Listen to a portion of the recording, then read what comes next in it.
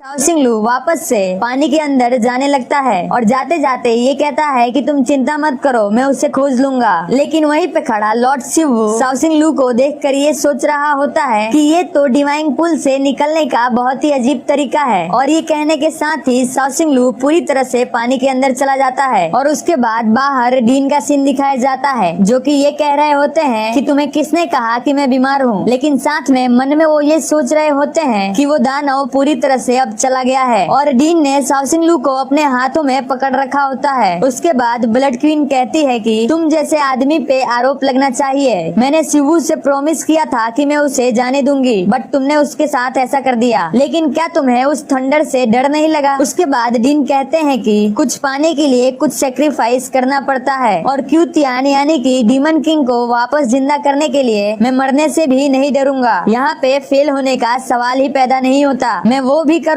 जो मैं नहीं कर सकता हूँ। और वो कहते हैं कि इसके अलावा किसी को यह करना होगा। तुम मेरे बालों को देखो, क्या तुम्हें लगता है कि मैं उस थंडर से डरता हूँ? तो ब्लड क्वीन चिल्लाते हुए कहती है कि आज नहीं तो कल तुम उस थंडर से मारे जाओगे। और उसके बाद डीन हंसते हुए कहते हैं कि आज मैं बहुत ही ज्यादा लकी था। मेरे इस तरह के बालों को तो मैं कुछ ही सिल्वर कॉइन्स में बार्बर की शॉप पे हेयर स्टाइल करवा लूंगा। ब्लड क्वीन थोड़ी सी शर्माते हुए कहती है कि तुम चुप रहो और साओसिंगलू को मुझे दे दो, मैं इसे कहीं और ले जाती हूँ और वहाँ पे मैं इसे हील करूंगी। तो डीन कहते हैं कि तुम इसे हिडन प्लेस पे ले जाओगी, मुझे पता है कि तुम हील करने के बहाने क्या करना चाहती हो। ये बात सुनने के बाद ब्लड क्वीन बहुत ज्यादा शर्मा जाती है और कहती है मैं इसे सिर्फ हील करना चाहती हूँ, तुम्हारा मतलब क्या है? और डीन वहीं पे खड़े उसकी बातें सुन के मन में ये सोच रहे होते हैं कि हाँ ये सच बोल रही है। और उसके बाद डीन ब्लड क्वीन से कहते हैं कि वाई के बारे में मैंने तुम्हें एक बात नहीं बताई कि पहले साओसिंग का दूसरे एक्वायर्ड सोल के साथ मिलन हो जाने दो, उसके बाद ये वर्जिन रहे यही अच्छा होगा। नहीं तो इंट्रीगेशन प्रोसेस पूरी तरह से खराब हो जाएगा और तुम्हें इस चीज को पूरी तरह से समझना चाहिए। दोस्तों ब्लड क्वीन को डीन ये सारी चीजें जानबूझ के बोल रहे हैं। ब्लड क्वीन डीन की ये सारी बातें सुनने के बाद सोचती है कि मैंने तो ये चीज पहली बार सुनी। उसके बाद डीन कहते हैं कि तुम्हें ये पसंद है मुझे पता है, लेकिन क्या तुम साओसिंगलू को खतरे में देखना चाहती हो? ये सुनने के बाद ब्लड क्वीन कहती है कि हाँ ये बूढ़ा आदमी तो सही बोल रहा है। साओसिंगलू के बहुत सारे दुश्मन हैं और मैं इसे और खतरे में नहीं देख सकती, चाहे मुझे इसके लिए एक दिन और इंतजार करना पड़े। और वहीं पे खड़े डीन साओसिंगलू को सॉरी बोल रहे होते हैं और थोड़ा सा मुस्कुरा के मन में ये सोच रहे होते हैं कि मुझे नहीं पता कि साओसिंगलू वर्जिन है या नहीं है, या फिर वो वर्जिन रहे या नहीं रहे, लेकिन ये सबसे पहले अपनी पहली रात मेरी बेटी फी के साथ ही बिताएगा। और ये कहने के साथ ही डीन थोड़ा सा रोते हुए कहते हैं, यानी कि मन में सोच रहे होते हैं कि फी मैंने अपने फादर होने की पूरी जिम्मेदारी निभाई है और तुमसे मैं एक माउंटेन की तरह प्यार करता हूँ। उसके बाद ब्लड क्वीन डीन से पूछती है कि बूढ़े आदमी तुम क्या सोच रहे हो? तो डीन कहते हैं कुछ नहीं, मैं तो बस वॉर के बाद इस जगह की फीलिंग ले रहा हूँ। ये तूफान के आने की पहले की शांति है। और उसके बाद वापस से सीन शिफ्ट होता है और हमें साओसिंगलू दिखाया जाता है और साओसिंगलू अंतरिक्ष जैसे जगह पे गिर रहा होता है और ये कह रहा होता है कि आखिर मैं ऐसे स्टार वाली जगह से कहाँ जा रहा हूँ, मुझे यूं चीज जैसा कुछ महसूस हो रहा है। तो क्या अब मैं वापस से डीमन किंग की मेमोरी पढ़ूंगा? क्या ये इमोर्टल्स डीमन किंग के साथ कुछ कर सकते हैं? और उसके बाद साओसिंगलू हेवनली वर्ल्ड में पहुंच जाता है, यानी कि स्वर्ग में पहुंच जाता है और वहाँ की खूबसूरती देखकर वो कहता है कि क्या खूबसूरत जगह है, ये तो पैराडाइज की जगह है, लेकिन मुझे ये जगह फेमिलियर क्यों लग रही है? और ऐसा मुझे तब लगा था जब मैं डीमन फायर माउंटेन पे गया था, यानी कि इससे पहले जब वो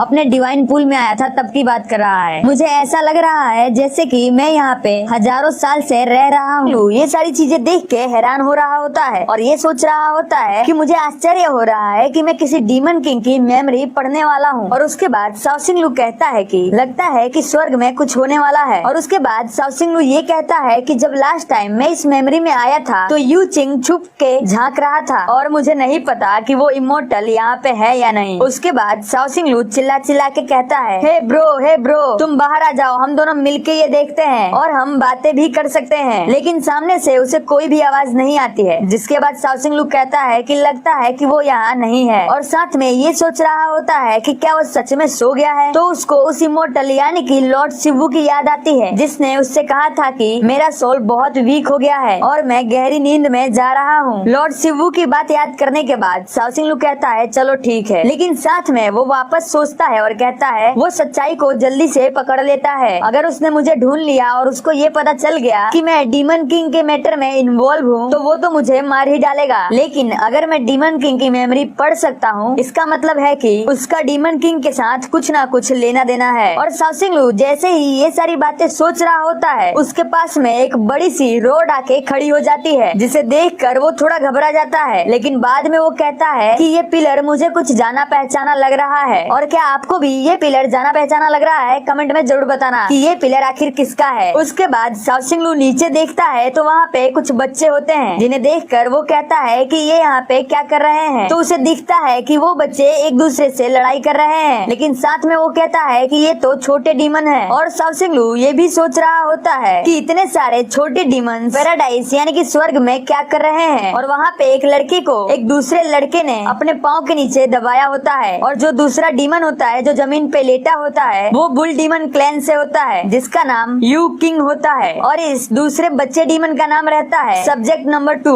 जो कि ब्लड टूथ क्लैन से है और इसका नाम इली है। इली यू किंग से कहता है कि नए लड़के तुम्हें रोज अपने खाने में से मुझे अपना आधा खाना देना होगा। अगर तुम ऐसा नहीं करते हो तो मैं तुम्हें हमेशा मारा करूंगा। और इली की ये सारी हरकत वहाँ पे खड़े बच्चे देख रहे होते हैं और ये कह रहे होते हैं कि सभी नए लड़कों को इस पिग डीमन का सामना करना पड़ता है। और वहीं पे दूसरा लड़का ये कह रहा होता है कि ये तो बहुत नाइंसाफी है। और वहाँ पे एक डीमन लड़की होती है वो ये कह रही होती है लेकिन ये नया लड़का तो सच में बहुत क्यूट है। यू किंग जो कि पिग डीमन यानी कि एली के पाँव के नीचे होता है वो एली से कहता है कि मैं तुम्हें अपना आधा खाना क्यों दूंगा। तो एली उससे कहता है कि ये मेरा इलाका है, इससे कोई फर्क नहीं पड़ता कि तुम कौन हो। अगर तुम मेरे इलाके में आए हो तो तुम्हें मेरे रूल्स का पालन करना होगा। उसके बाद नंबर 2 आता है जो एली से कहता है कि आखिर ये किसका इलाका है और साथ में ये भी कहता है कि तुम्हें यहाँ पे फेंकने की कोई जरूरत नहीं है। और दोस्तों ये कोई और नहीं बल्कि क्यूतियान यानी कि डीमन किंग होता है। ये यहाँ पे सब्जेक्ट नंबर 1 है। एली नंबर 1 को देख के हैरान हो जाता है और वहाँ पे खड़े सभी बच्चे नंबर 1 यानी कि क्यूतियान को देखकर खुश हो रहे होते हैं और कह रहे होते हैं कि number 1 is back, number 1 is back. और नंबर 2 ये तुम्हारे लिए बैड लक है। उसके बाद नंबर 1 कहता है कि मैं तुमसे पहले नहीं मर सकता पिग। और उसके बाद नंबर 1 कहता है कि ये सच में बहुत अजीब है, जब भी मुझे यहाँ से ले जाया जाता है उसके बाद तुम नए डीमंस को धमकाने लगते हो। लेकिन उसके बाद ही एली यानी कि नंबर 2 नंबर 1 पे अटैक कर देता है और कहता है मरे हुए बंदर तुम हमेशा मेरे काम में टांग अड़ाते हो। और वो जोर से एक पंच मारता है लेकिन नंबर 1 वहाँ से हट जाता है और उसका पंच जमीन पे जाके टकराता है जिससे फर्श टूट जाता है और नंबर 1 वहाँ से जंप लगा के गायब हो जाता है। जिसे देखकर नंबर 2 कहता है यानी कि एली कहता है कि ये तो एक शैडो था और वो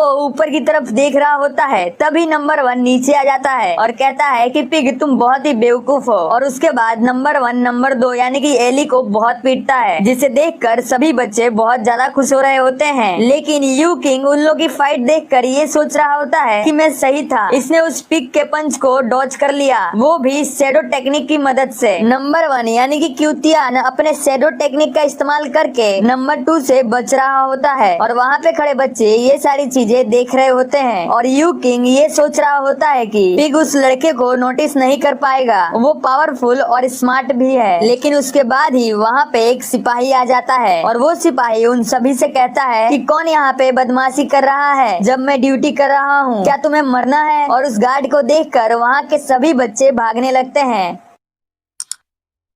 लेकिन नंबर 1 यानी कि क्यूतियान उस सिपाही से कहता है कि मैं हूँ जो यहाँ पे परेशानी खड़ी कर रहा हूँ तो तुम क्या कर लोगे। और उसके बाद नंबर 1 पीछे घूम के देखता है और कहता है क्या तुम्हें मेरी कंपनी चाहिए। लेकिन सिपाही नंबर 1 को देख के डर जाता है और चौंक जाता है और कहता है कि आज मेरा बुरा दिन है जो नंबर 1 यहाँ पे है। और नंबर 1 उस सिपाही से कहता है कि यहाँ से चले जाओ। तो वो सिपाही डर रहा होता है लेकिन फिर भी वो हिम्मत जुटा के कहता है मैं यहाँ का गार्ड हूँ, तुम मुझे यहाँ से जाने के लिए कैसे कह सकते हो। और उसके बाद वो सिपाही गुस्से में आके कहता है कि तुम जैसा सोच रहे हो मैं उतना वीक यानी कि कमजोर नहीं हूँ। और वो ये भी कहता है कि मैं तुम्हें अपना भाला और खुद को दिखाता हूँ। और साथ में वो अपने भाले में एक मैजिक इस्तेमाल करता है जो कि फ्यूजन फ्लो स्फीयर आर्ट होता है, जिसे देखकर यू किंग कहता है कि उसका फ्लक्चुएशन मैजिक बहुत ही पावरफुल है। और वहाँ पे खड़े बच्चे ये कह रहे होते हैं कि ओ तेरी। सिपाही तो गुस्सा हो गया, लेकिन उसके बाद ही वो सिपाही वहाँ से बड़ी तेजी से भाग जाता है, जिसे देखकर सभी बच्चे कहते हैं कि ये तो कायर है। सिपाही को देखकर यू किंग कहता है ये सिपाही तो इससे डर रहा है। और उसके बाद नंबर 1 कहता है कि वो बहुत ही तेज दौड़ रहा है। डीमन गॉड के इस एपिसोड में यहीं तक। आगे के एपिसोड देखने के लिए चैनल को सब्सक्राइब और वीडियो को लाइक जरूर कर देना।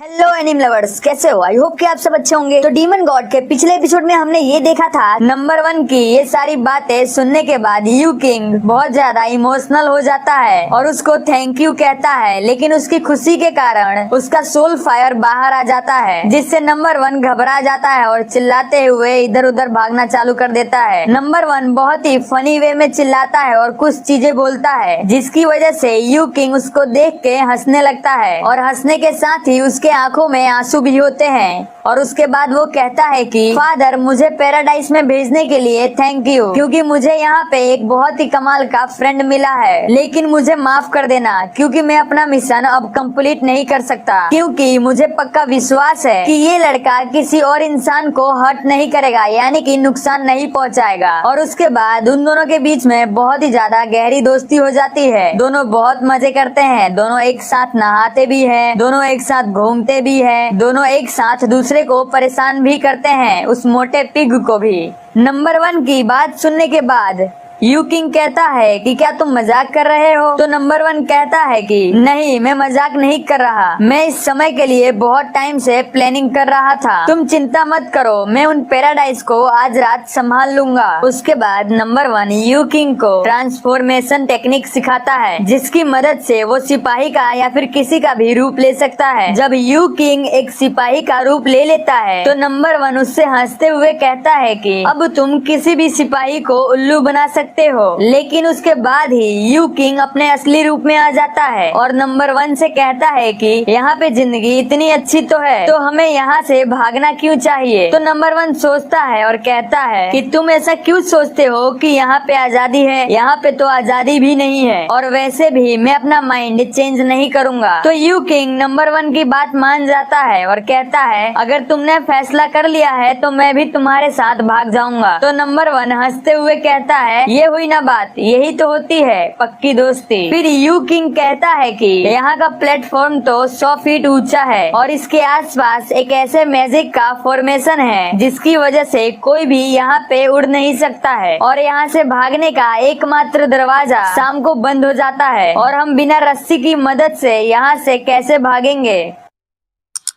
तो नंबर 1 कहता है कि तुम चिंता मत करो, तुम आराम करो, बाकी सारी चीजें तो मैं देख लूंगा। तो यू किंग मुस्कुराते हुए कहता है ठीक है, लेकिन साथ ही में वो कुछ सोच रहा होता है। और उसके बाद हमें रात का सीन दिखाया जाता है, जहाँ पे यू किंग और नंबर 1 कपड़ों की मदद से एक रस्सी बनाते हैं और उस पे लटक के ऊपर की तरफ जा रहे होते हैं। यू किंग नंबर 1 से कहता है कि तुम तो बहुत ही कमाल के हो, तुमने कपड़े से बहुत कमाल की रस्सी बनाई है। तो नंबर 1 हंसते हुए कहता है कि ये तो एक केक का टुकड़ा है।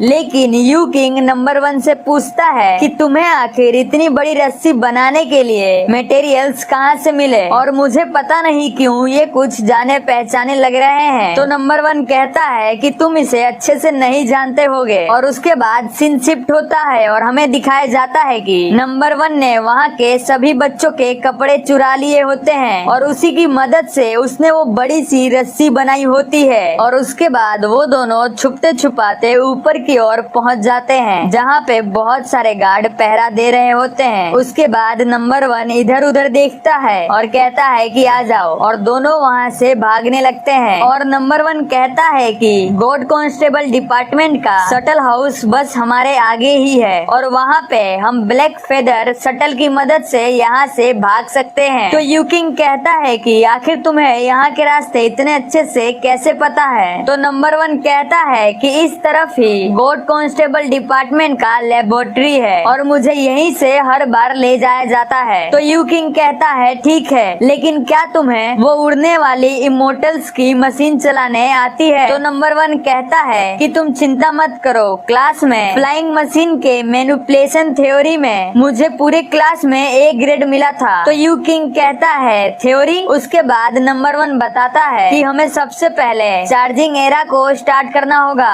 और उसके बाद नहीं, मेरे ख्याल से हमें सबसे पहले हैंड ब्रेक्स खींचने होंगे। नंबर 1 की बातें सुनने के बाद यू किंग मन में सोचता है कि लगता है इसने आने से पहले इसको उड़ाने की तैयारी नहीं की है। और उसके बाद वो लोग एक कमरे के दरवाजे के सामने पहुंच जाते हैं जहां पे 2 गार्ड्स खड़े होते हैं, लेकिन नंबर 1 और यू किंग उन्हीं सिपाहियों के जैसा भेष बना लेते हैं और उनके पास जाते हैं और उन सिपाहियों से कहते हैं कि तुम चिंता मत करो, हमको यहाँ पे तुम लोगों की जगह पे रखा गया है। लेकिन उन सिपाहियों में से एक सिपाही कहता है कि अगर हमें चेंज करना था तो हमारे शेड्यूल में ये आज लिखा क्यों नहीं गया? लेकिन ये कहने से पहले ही यू किंग और नंबर 1 उन दोनों सिपाहियों को मार के वहीं पे बेहोश कर देते हैं और उसके बाद वो दोनों कहते हैं कि ये तो बहुत ही आसानी से हो गया। और नंबर 1 ये कहते हुए दरवाजा खोलता है कि ये हमारे आजादी का दरवाजा है। लेकिन जैसे ही वो दरवाजा खोलता है और सामने देखता है तो वहाँ पे कई सारे और सिपाही होते हैं और इतने सारे सिपाहियों को देखकर नंबर 1 बहुत ज्यादा घबरा जाता है और कहता है कि ये क्या हुआ? ये तो गॉड कांस्टेबल डिपार्टमेंट का असेंबली रूम है। यू किंग कहता है कि यहाँ पे तो बहुत सारे यू बिंग सोल्जर्स हैं और कुछ तो शिवू के सोल्जर्स हैं, क्या हम इन्हें हरा सकते हैं? तो नंबर 1 कहता है कि नहीं, आज तो हमारा दिन ही खराब है। लेकिन साथ में वो मुस्कुराते हुए कहता है कि तुम चिंता मत करो, मैं इन्हें तुम्हें नुकसान पहुंचाने नहीं दूंगा। और ये कहने के साथ ही नंबर 1 आगे आ जाता है और उसके बाद वो यू बिंग सोल्जर्स नंबर 1 और यू किंग पे हमला कर देते हैं। लेकिन नंबर 1 यू किंग को अपने नीचे कर लेता है और उसको बचा लेता है। लेकिन सभी सिपाही नंबर 1 को बहुत ही मारते हैं और उसके बाद हमें सुबह का सीन दिखाया जाता है जहाँ पे नंबर 1 यू किंग से कह रहा होता है कि पिछली रात तो बहुत खराब थी। तो यू किंग कहता है कि हम यहीं पे बहुत अच्छे हैं, हमें यहाँ से भागना नहीं चाहिए। लेकिन नंबर 1 यू किंग की एक भी बात नहीं सुनता और बहुत ही जोश में आके कहता है कि नहीं, किसी ने ऐसा कहा है कि फेलियर ही सक्सेस का रास्ता है और मैं अपने भागने के प्लान पे फिर से काम करूंगा और इसको और अच्छा बनाऊंगा और मुझे पक्का यकीन है कि आज रात ये काम करेगा। और उसके बाद नंबर 1 और यू किंग वापस से भागने की कोशिश करते हैं और ऐसा वो लोग 3 बार करते हैं, लेकिन तीनों ही बार वो लोग पकड़े जाते हैं, जिसकी वजह से नंबर 1 को बहुत मार पड़ती है। लेकिन फिर भी वो हार नहीं मानता और कहता है कि मैं फिर से आज रात कोशिश करूंगा। और उसके बाद फिर से नंबर 1 चौथे दिन भागने की कोशिश करता है, लेकिन फिर से वो पकड़ा जाता है और उसे इतनी मार पड़ती है कि उसका चेहरा सूज जाता है। जिसके बाद यू किंग जब नंबर 1 को देखता है तो वो कहता है कि तुम कौन हो? तो वो कहता है कि मैं हूँ मैं। और उसके बाद यू किंग वहीं पे खड़े रहता है, लेकिन नंबर 1 वहाँ से जाने लगता है और कहता है कि आखिर ये पैराडाइज मुझे पकड़ कैसे लेते हैं? ऐसा लग रहा है जैसे कि इन लोगों को पहले से ही पता होता है कि मैं यहाँ से भागने वाला हूँ। लेकिन वहीं पे खड़ा यू किंग मन में ये कह रहा होता है कि मुझे माफ कर देना नंबर 1, मैं तुम्हें यहाँ से नहीं जाने दूंगा। और इसी के साथ हमारे इस एपिसोड का भी दी एंड यहीं पे होता है। अगर हेलो एनिम लवर्स, कैसे हो? आई होप कि आप सब अच्छे होंगे और ये तो एनिम है चैनल पे आपका स्वागत है। यू किंग अपने बारे में सारी बातें बताता है कि उसका नाम यू किंग है और वो मिसी का बेटा है। मिसी द बुल डीमन क्लैन के डीमन इंपीरियर हैं और मैं अपने क्लैन में एक अकेला ऐसा बच्चा हूँ। मेरे पास कोई भी फ्रेंड नहीं है, इसलिए नहीं क्योंकि मैं एक प्रिंस हूँ, क्योंकि मेरा सोल पावर फायर है जो कि रेड फ्लेम है, यानी कि रेड फ्लेम, जिसके जरिए मैं सोल को भी डिस्ट्रॉय कर सकता हूँ और मैं अपनी पावर्स को कंट्रोल नहीं कर पाता, जिसकी वजह से ट्रेनिंग में एक्सरसाइज करते वक्त मैं अपने जिन क्लैन के लोगों के साथ एक्सरसाइज करता हूँ, यानी कि ट्रेनिंग करता हूँ, मैं गलती से उन्हें ही कभी कभी मार देता हूँ।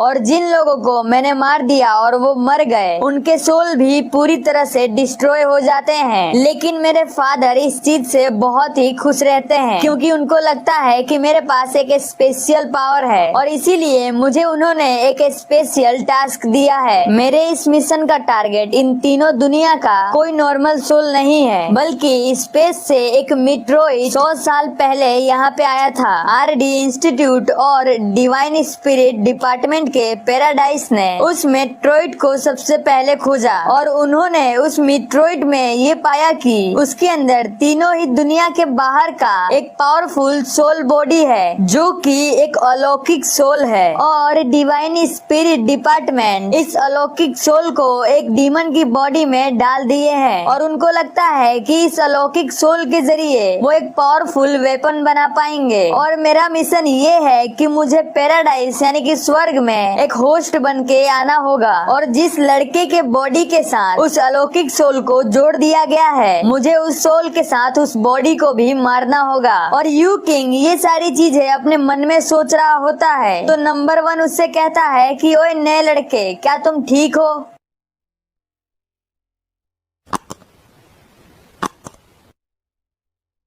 उसके बाद यू किंग कहता है कि मैं ठीक हूँ और मेरी मदद करने के लिए थैंक्स। मेरा नाम यू किंग है, क्या मैं तुम्हारा नाम जान सकता हूँ? तो नंबर 1 कहता है कि मेरा कोई नाम ही नहीं है, सब मुझे नंबर 1 कह के बुलाते हैं। लेकिन उसकी ये बात सुन के यू किंग थोड़ा सा चौंक जाता है और कहता है कि क्या तुम्हारा नाम ही नहीं है? तो नंबर 1 कहता है हाँ, जब से मैं यहाँ पे हूँ तब से मेरा कोई नाम नहीं है। और उसके बाद नंबर 1 को थोड़ा सा अजीब लगने लगता है और वो अजीब सा रिएक्ट करने लगता है जिसे देखकर यू किंग कहता है कि क्या ये ठीक है, अचानक इसे क्या हो गया? लेकिन नंबर 1 को इस तरह से देखकर सभी बच्चे वहाँ से भागने लगते हैं और कहते हैं कि नंबर 1 वापस से पागल होने वाला है, तुम भी यहाँ से भाग जाओ वरना वो तुम्हें मार डालेगा। और उसके बाद नंबर 1 के अंदर से वही अलौकिक सोल बाहर आती है जिसे देखकर यू किंग चौंक जाता है क्योंकि उस सोल की पावर बहुत ही ज्यादा होती है। और यू किंग ये सारी चीजें देखकर ये सोच रहा होता है कि मेरे फादर ने सही कहा था, ये तो बहुत ही पावरफुल है। और यू किंग साथ में ये कह रहा होता है कि मेरे फादर जिससे डरे हुए हैं वो यही है, नंबर 1 बहुत ही स्ट्रॉन्ग है, इसीलिए ये इस अलौकिक सोल को धारण कर सकता है। और उसके बाद यू किंग कहता है कि मुझे ये मौका हाथ से नहीं गंवाना चाहिए। और उसके बाद यू किंग अपनी फायर से नंबर 1 पे अटैक कर देता है और कहता है कि मुझे माफ कर देना, ये मेरे क्लेन की सेफ्टी के लिए है, तुम्हें मरना ही होगा। और ये कहने के साथ वो अपने रेड फ्लेम से नंबर 1 पे अटैक कर देता है जिसे देखकर वो सारे बच्चे ये सोच रहे होते हैं कि ये लड़का तो नंबर 1 को हरा रहा है, अगर ये इतना ही ताकतवर है तो उसने उस बड़े पिग को क्यों नहीं हराया? तो उसके बाद यू किंग कहता है कि वो पिग मॉन्स्टर बहुत ही क्यूट था और मैं उसे मारना नहीं चाहता था। लेकिन उसके बाद ही नंबर 1 की आवाज आती है और वो कहता है कि तुमने तो बहुत ही अच्छा काम किया। लेकिन यू किंग ये चीज देखकर हैरान हो जाता है और कहता है कि ये कैसे पॉसिबल है कि ये लड़का मेरी फायर के आगे अभी भी जिंदा है। और उसके बाद नंबर 1 यू किंग से कहता है कि मैं अपने बॉडी से अपना कंट्रोल खोने ही वाला था, लेकिन थैंक्स कि तुमने मेरी मदद की। और वो वापस से मेरे डिवाइन पूल में चला गया, लेकिन अभी भी वो मेरे डिवाइन पूल में उथल पुथल कर रहा है। लेकिन यू किंग नंबर 1 को देखकर ये सोच रहा होता है कि ये मेरी एज का पहला ऐसा डीमन है जो कि मेरे सोल फायर के आगे टिक पाया। लेकिन नंबर 1 यू किंग से हंसते हुए कहता है कि क्या तुम ऐसा एक बार और कर सकते हो? लेकिन नंबर 1 अभी अपनी बातें पूरी कर ही रहा होता है, उससे पहले यू किंग अपनी फायर से उसके सर पे अटैक कर देता है जिससे नंबर 1 दूर जाके गिरता है। उसके बाद यू किंग कहता है कि मैंने इस बार अपने सोल फ्लेम के साथ अपनी सोल पावर को भी मिला के अटैक किया है और ये बहुत ही ज्यादा पावरफुल है, तो अब ये बचना नहीं चाहिए। लेकिन यू किंग ये देखकर हैरान हो जाता है कि नंबर 1 वापस से उठ जाता है और कहता है कि वाह मुझे अब बहुत अच्छा लग रहा है। और ये चीज देखकर यू किंग ये सोच रहा होता है कि क्या ये लड़का इमोर्टल है। लेकिन उसके बाद ही यू किंग वापस से अपनी शक्तियों को इकट्ठा करता है और अपने सोल डिस्ट्रॉइंग फ्लेम स्ट्राइक से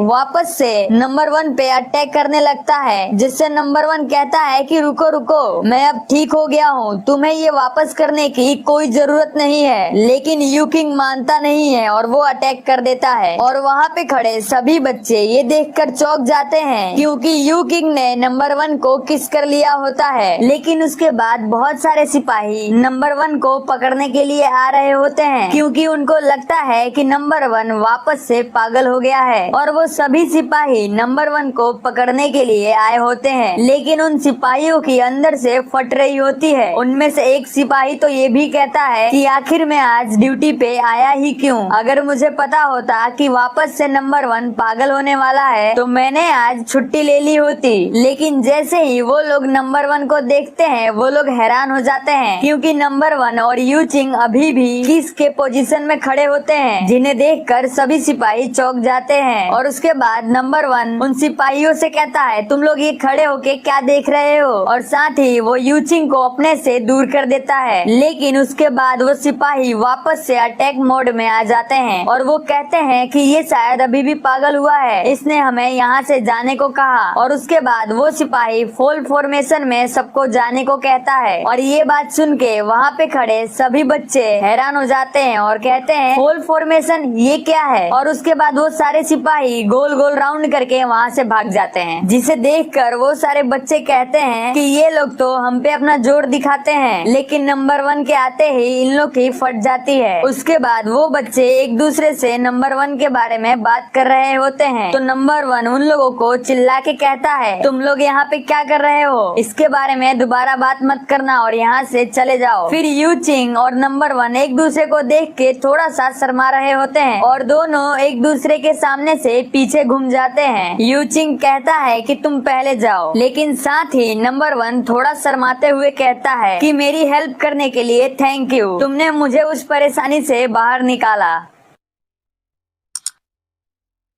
लेकिन साथ में नंबर 1 ये भी सोच रहा होता है कि इसने मुझे किस किया तो क्या इसने ये सारी चीजें जानबूझकर की? फिर वो ये सोचता है कि ये तो एक प्रिंस है और इसके पास तो बहुत सारी प्रिंसेस होगी, लेकिन आखिर ये कहना क्या चाहता है? और यही सोचते सोचते नंबर 1 आगे की तरफ चलता जाता है और उसके बाद नंबर 1 मन में ये भी सोचता है कि क्या ये मुझे अपना टॉय बॉय बनाना चाहता है? लेकिन नंबर 1 के पीछे यू चिंग अभी भी खड़ा होता है और वो भी अपनी फायर मैजिक के साथ, और वो ये सोच रहा होता है कि मुझे अब क्या करना चाहिए, मुझे अब क्या करना चाहिए, बार बार वो यही सोच रहा होता है। और उसके बाद यू किंग नंबर 1 से कहता है कि मैं एक्चुअली में तुम्हें बचाना नहीं चाहता था, मैं तो तुम्हें कुछ और करने की कोशिश कर रहा था। लेकिन नंबर 1 अपने ही ख्यालों में खोया होता है, वो उसकी बातें नहीं सुन रहा होता है। और उसके बाद नंबर 1 अचानक से कहता है क्या हम दोस्त बन सकते हैं? नंबर 1 की ये बात सुनने के बाद यू किंग शांत हो जाता है और उसके बाद ये सोचता है कि क्या इसने ये कहा कि हम दोस्त बन सकते हैं? और नंबर 1 कहता है कि हम भी दूसरे दोस्तों की तरह बहुत मजे करेंगे। उसके बाद यू किंग कहता है कि मैं बिना दोस्तों के ही बड़ा हुआ हूँ क्योंकि मेरे पास सोल फायर है। क्लैन का कोई भी बच्चा मेरे पास नहीं आता था और किसी ने भी मुझसे कभी भी दोस्ती नहीं की। और उसके बाद यू किंग रोते हुए कहता है कि मैंने बहुत कोशिश की कि ये सोल फायर मेरे अंदर से निकल जाए, मैं इसके लिए हर रोज कोशिश करता था, लेकिन आज तक ये मेरे शरीर से बाहर ही नहीं गई और मुझे ऐसा लगने लगा कि मैं एक मॉन्स्टर हूँ। यू किंग की बातें सुनने के बाद नंबर 1 हंसते हुए कहता है कि तुम उन सब की बातों के बारे में मत सोचो कि वो लोग क्या कहते हैं, मैं तो तुमसे भी बड़ा मॉन्स्टर हूँ। मेरी आँखों को देखो, ये रेड है, मेरे पास डीमंस की आँखें हैं, लेकिन मैं इमोर्टल के स्किल्स को सीखता हूँ और इसीलिए मेरे बाल इमोर्टल के बालों जैसे व्हाइट हो गए हैं और मेरे कान इमोर्टल और ह्यूमन जैसे हैं, डीमन जैसे नहीं। लेकिन कभी कभी जब मैं खुश हो जाता हूँ तो वो बहुत ज्यादा तेज हो जाते हैं और यहाँ तक कि मेरे अंदर एक सोल है जो कि मुझे कभी कभी पागल बना देती है और इन सब के साथ मैं एक पूरा मॉन्स्टर हूँ। लेकिन फिर भी मैं कभी ऐसा नहीं सोचता कि मैं एक मॉन्स्टर हूँ, क्योंकि कोई भी किसी चीज में फिट नहीं होता और मॉन्स्टर्स के भी तो अपने खुद के ग्रुप होते हैं। हालांकि वो लोग तुम्हारे पास नहीं आते क्योंकि तुम्हारे पास सोल फायर है, लेकिन इसके बावजूद मैं इससे नहीं डरता। और ये कहने के साथ ही नंबर 1 यू किंग के कंधे पे अपना हाथ रख देता है और उसके साथ बहुत अच्छे से बात करता है और साथ में ये भी कहता है कि तुम्हें मेरे सामने डिप्रेस होने की कोई जरूरत नहीं है। नंबर 1 की ये सारी बातें सुनने के बाद यू किंग बहुत ज्यादा इमोशनल हो जाता है और उसको थैंक यू कहता है, लेकिन उसकी खुशी के कारण उसका सोल फायर बाहर आ जाता है, जिससे नंबर 1 घबरा जाता है और चिल्लाते हुए इधर उधर भागना चालू कर देता है। डीमन गॉड के इस एपिसोड में यहीं तक। आगे की एपिसोड देखने के लिए चैनल को सब्सक्राइब और वीडियो को लाइक जरूर कर देना।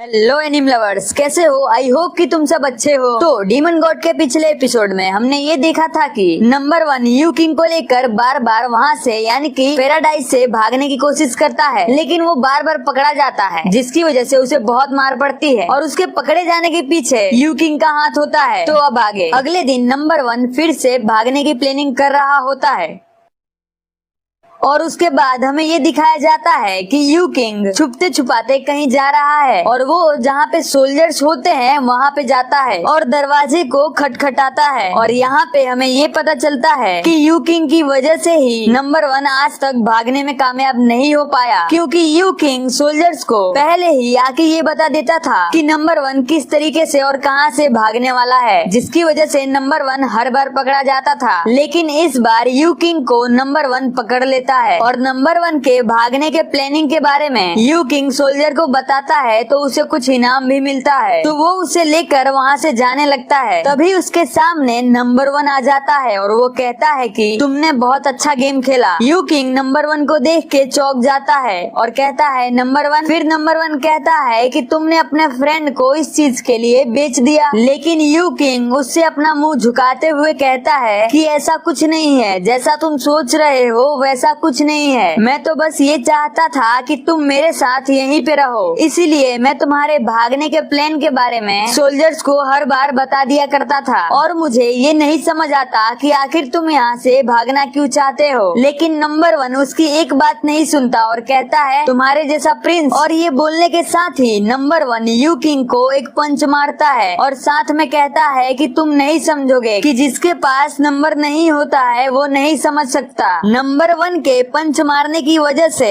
यू किंग सामने जाके गिर जाता है। उसके बाद नंबर 1 कहता है कि ये जगह अनाथों के लिए एक अनाथालय है, लेकिन इसके पीछे की सच्चाई कुछ और ही है। ये गॉड कांस्टेबल डिपार्टमेंट वाले हम जैसे सब्जेक्ट पर अलग अलग प्रकार के एक्सपेरिमेंट्स करते हैं, जिसकी वजह से मैं यहाँ से भागना चाहता था और कितने ही छोटे डीमन इनके एक्सपेरिमेंट्स की वजह से मारे जाते हैं और जितनी बार एक्सपेरिमेंट्स किए जाते हैं जिन भी सब्जेक्ट्स पर, उनको उतना ज्यादा दर्द सहना पड़ता है। नंबर 1 की ये सारी बातें सुनने के बाद उसको याद आता है कि उसके फादर ने उससे कहा था कि पैराडाइज छोटे डीमंस पे एक्सपेरिमेंट करके एक खतरनाक वेपन बना रहे हैं, लेकिन मुझे नहीं लगा था कि ये लोग इतने ज्यादा क्रूर हो सकते हैं। और उसके बाद यू किंग ये सोच के बहुत ही ज्यादा उदास हो जाता है कि हमेशा जब हम साथ खेलते थे तो ये मेरा मनोरंजन करता था और मैं सिर्फ इंजॉय करता था, लेकिन ये मेरे लिए, मुझे सच में पता नहीं था कि इसको कितना तकलीफ सहना पड़ता है। मैं कितना बुरा दोस्त हूँ। और उसके बाद नंबर 1 कहता है कि तुम और मैं दोनों ही अलग अलग दुनिया में रहते थे और मैं कितना मूर्ख था जो मैंने तुमसे दोस्ती कर ली, इसीलिए आज से तुम्हारा और मेरा रास्ता अलग अलग है और आज से हम दोस्त भी नहीं है। उसके बाद नंबर 1 और यू किंग कुछ दिनों के लिए एक दूसरे से बिल्कुल ही बात नहीं करते और फिर एक दिन नंबर 1 बैठा होता है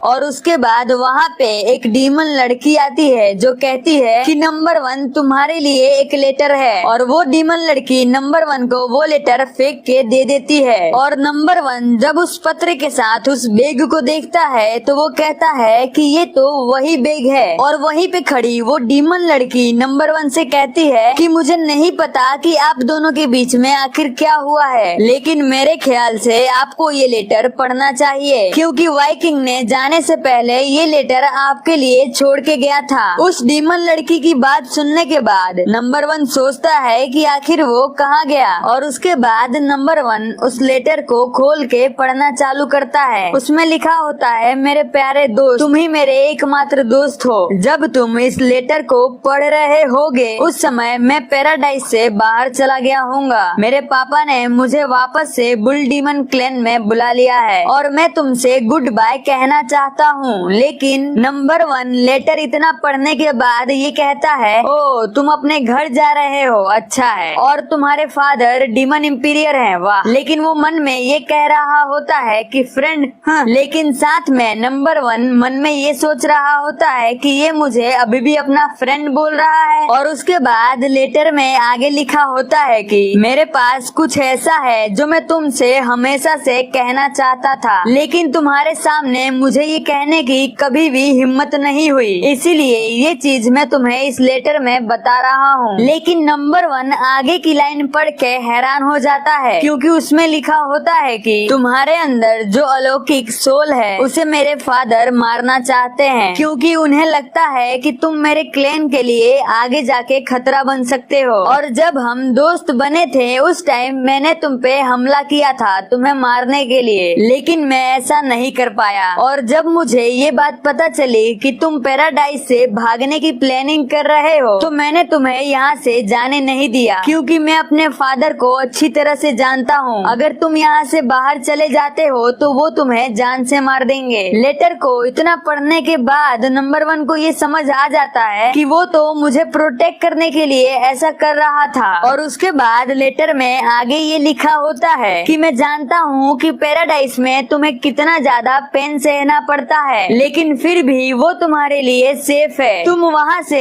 तब तक बाहर मत आना जब तक तुम डीमन किंग के रैंक पे ना पहुँच जाओ। नंबर 1 लेटर को यहाँ तक पढ़ने के बाद ये कहता है कि ओए बेवकूफ, तेरी हिम्मत कैसे हुई कि तू मुझे ऑर्डर दे रहा है, तूने ऐसा सोचा भी कैसे। और उसके बाद लेटर में आगे लिखा होता है कि अभी मैं बहुत कमजोर हूँ, इसीलिए मैं तुम्हें प्रोटेक्ट नहीं कर सकता, और मेरी वजह से तुम्हें पता नहीं कितनी बार मार भी पड़ी है। ये माफी के लायक तो नहीं है, लेकिन मेरे दोस्त प्लीज मुझे माफ कर देना। ये पढ़ने के बाद ही नंबर 1 वहाँ से नीचे कूद जाता है और कहता है कि तुमने मेरे बारे में ऐसा सोचा भी कैसे। मैं नंबर 1 हूँ और मैं इस डीमन प्लेटफॉर्म के छोटे डीमंस का बॉस हूँ, और तुमने यहाँ से जाने की किससे परमिशन ली? मैंने तुम्हें इस चीज के लिए अभी तक आज्ञा नहीं दी है। और उसके बाद उस लेटर में आगे लिखा होता है कि तुम मेरे बेस्ट फ्रेंड हो और मेरी लाइफ में हमेशा तुम ही रहोगे। हालांकि मैंने तुम्हारे साथ कुछ ही साल बिताए, लेकिन वो मेरी जिंदगी के सबसे अच्छे पल थे। Thank you number 1। लेटर को पूरा पढ़ने के बाद नंबर 1 पैराडाइज प्लेटफॉर्म के गेट की ओर भागता है, जहाँ पे 2 गार्ड्स खड़े होते हैं और वो कहते हैं कि सावधान हो जाओ, नंबर 1 इसी तरफ आ रहा है। क्या ये फिर से पागल हो गया है? तो दूसरा सिपाही कहता है कि मुझे नहीं पता, लेकिन मुझे ऐसा लग रहा है कि ये यहाँ से भागना चाहता है। और वहीं पे दूसरा सिपाही नंबर 1 को देख के रो रहा होता है।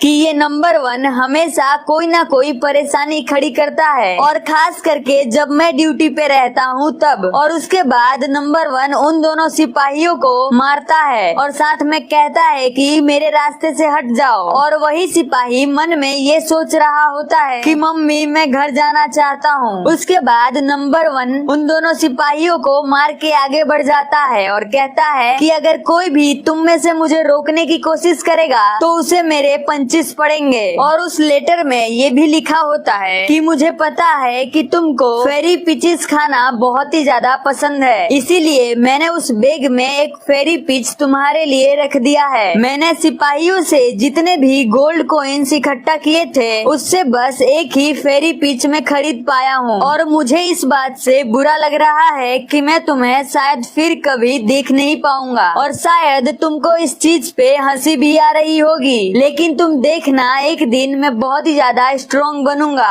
और साथ में नंबर 1 पैराडाइज के गेट की तरफ भागता जाता है, जहाँ पे बहुत सारे गार्ड होते हैं और वो कहते हैं कि एक लड़का गेट की तरफ भागा जा रहा है। तो एक सिपाही कहता है कि वहाँ के सिपाही कहाँ है, क्या वो एक छोटे डीमन को रोक नहीं सकते? तो एक दूसरा सिपाही कहता है कि चलो दिखाते हैं कि हम में कितनी पावर है। और उसके बाद वो सभी नंबर 1 पे अटैक कर देते हैं। और उसके बाद उस खत में एक लास्ट पॉइंट लिखा होता है कि ये सब छोड़ो, लेकिन एक दिन मैं वापस आऊंगा जब पैराडाइज और डीमन क्लैन के बीच में युद्ध होगा। तो मैं इस चीज के लिए नहीं मानूंगा और मैं तुम्हें वहाँ पे आके जरूर बचाऊंगा। और ये कहने के साथ ही वो लेटर खत्म हो जाता है। नंबर 1 यू किंग के दिए हुए फेरी पिचेस खा रहा होता है और ये कह रहा होता है कि तुम्हें मुझे बचाने की जरूरत नहीं है। और उसके बाद पेरी पिचेस खाते हुए ये भी कहता है कि मुझे तो सिर्फ मेरा फ्रेंड चाहिए, बस आ ही रहा हूँ। लेकिन नंबर 1 उन सिपाहियों के आगे टिक नहीं पाता, क्योंकि वो बहुत सारे होते हैं और वो सिपाही अपने भाले को नंबर 1 के सीने के आर पार कर देते हैं। लेकिन फिर भी नंबर 1 हंसते हुए कहता है कि मैं तुमसे कहना चाहता हूँ कि तुमने जो फेरी पिचेस दिए हैं वो बहुत ही टेस्टी है, बहुत ज्यादा टेस्टी, सच में। डीमन गॉड के इस एपिसोड में यहीं तक। आगे की एपिसोड देखने के लिए चैनल को सब्सक्राइब और वीडियो को लाइक जरूर कर देना। हेलो एनिम लवर्स, कैसे हो? आई होप कि तुम सब अच्छे हो। तो डीमन गॉड के पिछले एपिसोड में हमने ये देखा था कि नंबर 1 उन सिपाहियों के आगे टिक नहीं पाता, क्योंकि वो बहुत सारे होते हैं और वो सिपाही अपने भाले को नंबर 1 के सीने के आर पार कर देते हैं। तो अब आगे नंबर 1 कहता है कि क्योंकि मैंने उस समय तुम्हें गुड बाय नहीं कहा, इसीलिए इस चीज का मुझे लंबे समय तक पछतावा होता रहा। लेकिन इस पछतावे की वजह से मुझे कल्टीवेट के लिए बहुत ही ज्यादा मोटिवेशन मिला। और तुम चिंता मत करो, मैं यहाँ से अब कभी भी भागने की कोशिश नहीं करूँगा और इससे भी कोई फर्क नहीं पड़ता है। मैं कल्टीवेट में बहुत ही ज्यादा हार्डवर्क करूँगा, जिससे मैं डीमन इंपीरियर नहीं डीमन किंग बन सकूं। और अब शाओसिंग लू की आंखें खुलने लगती है, जिससे वो यहाँ से जाने लगता है। लेकिन वो ये कहता है कि क्यूतियान तीनों ही दुनिया में सबसे ज्यादा फेमस था, लेकिन उसकी स्टोरी तो बहुत ही ज्यादा सैड है। और साथ में वो ये भी सोचता है कि जब 100 सालों पहले डीमन किंग ने अपने सोल को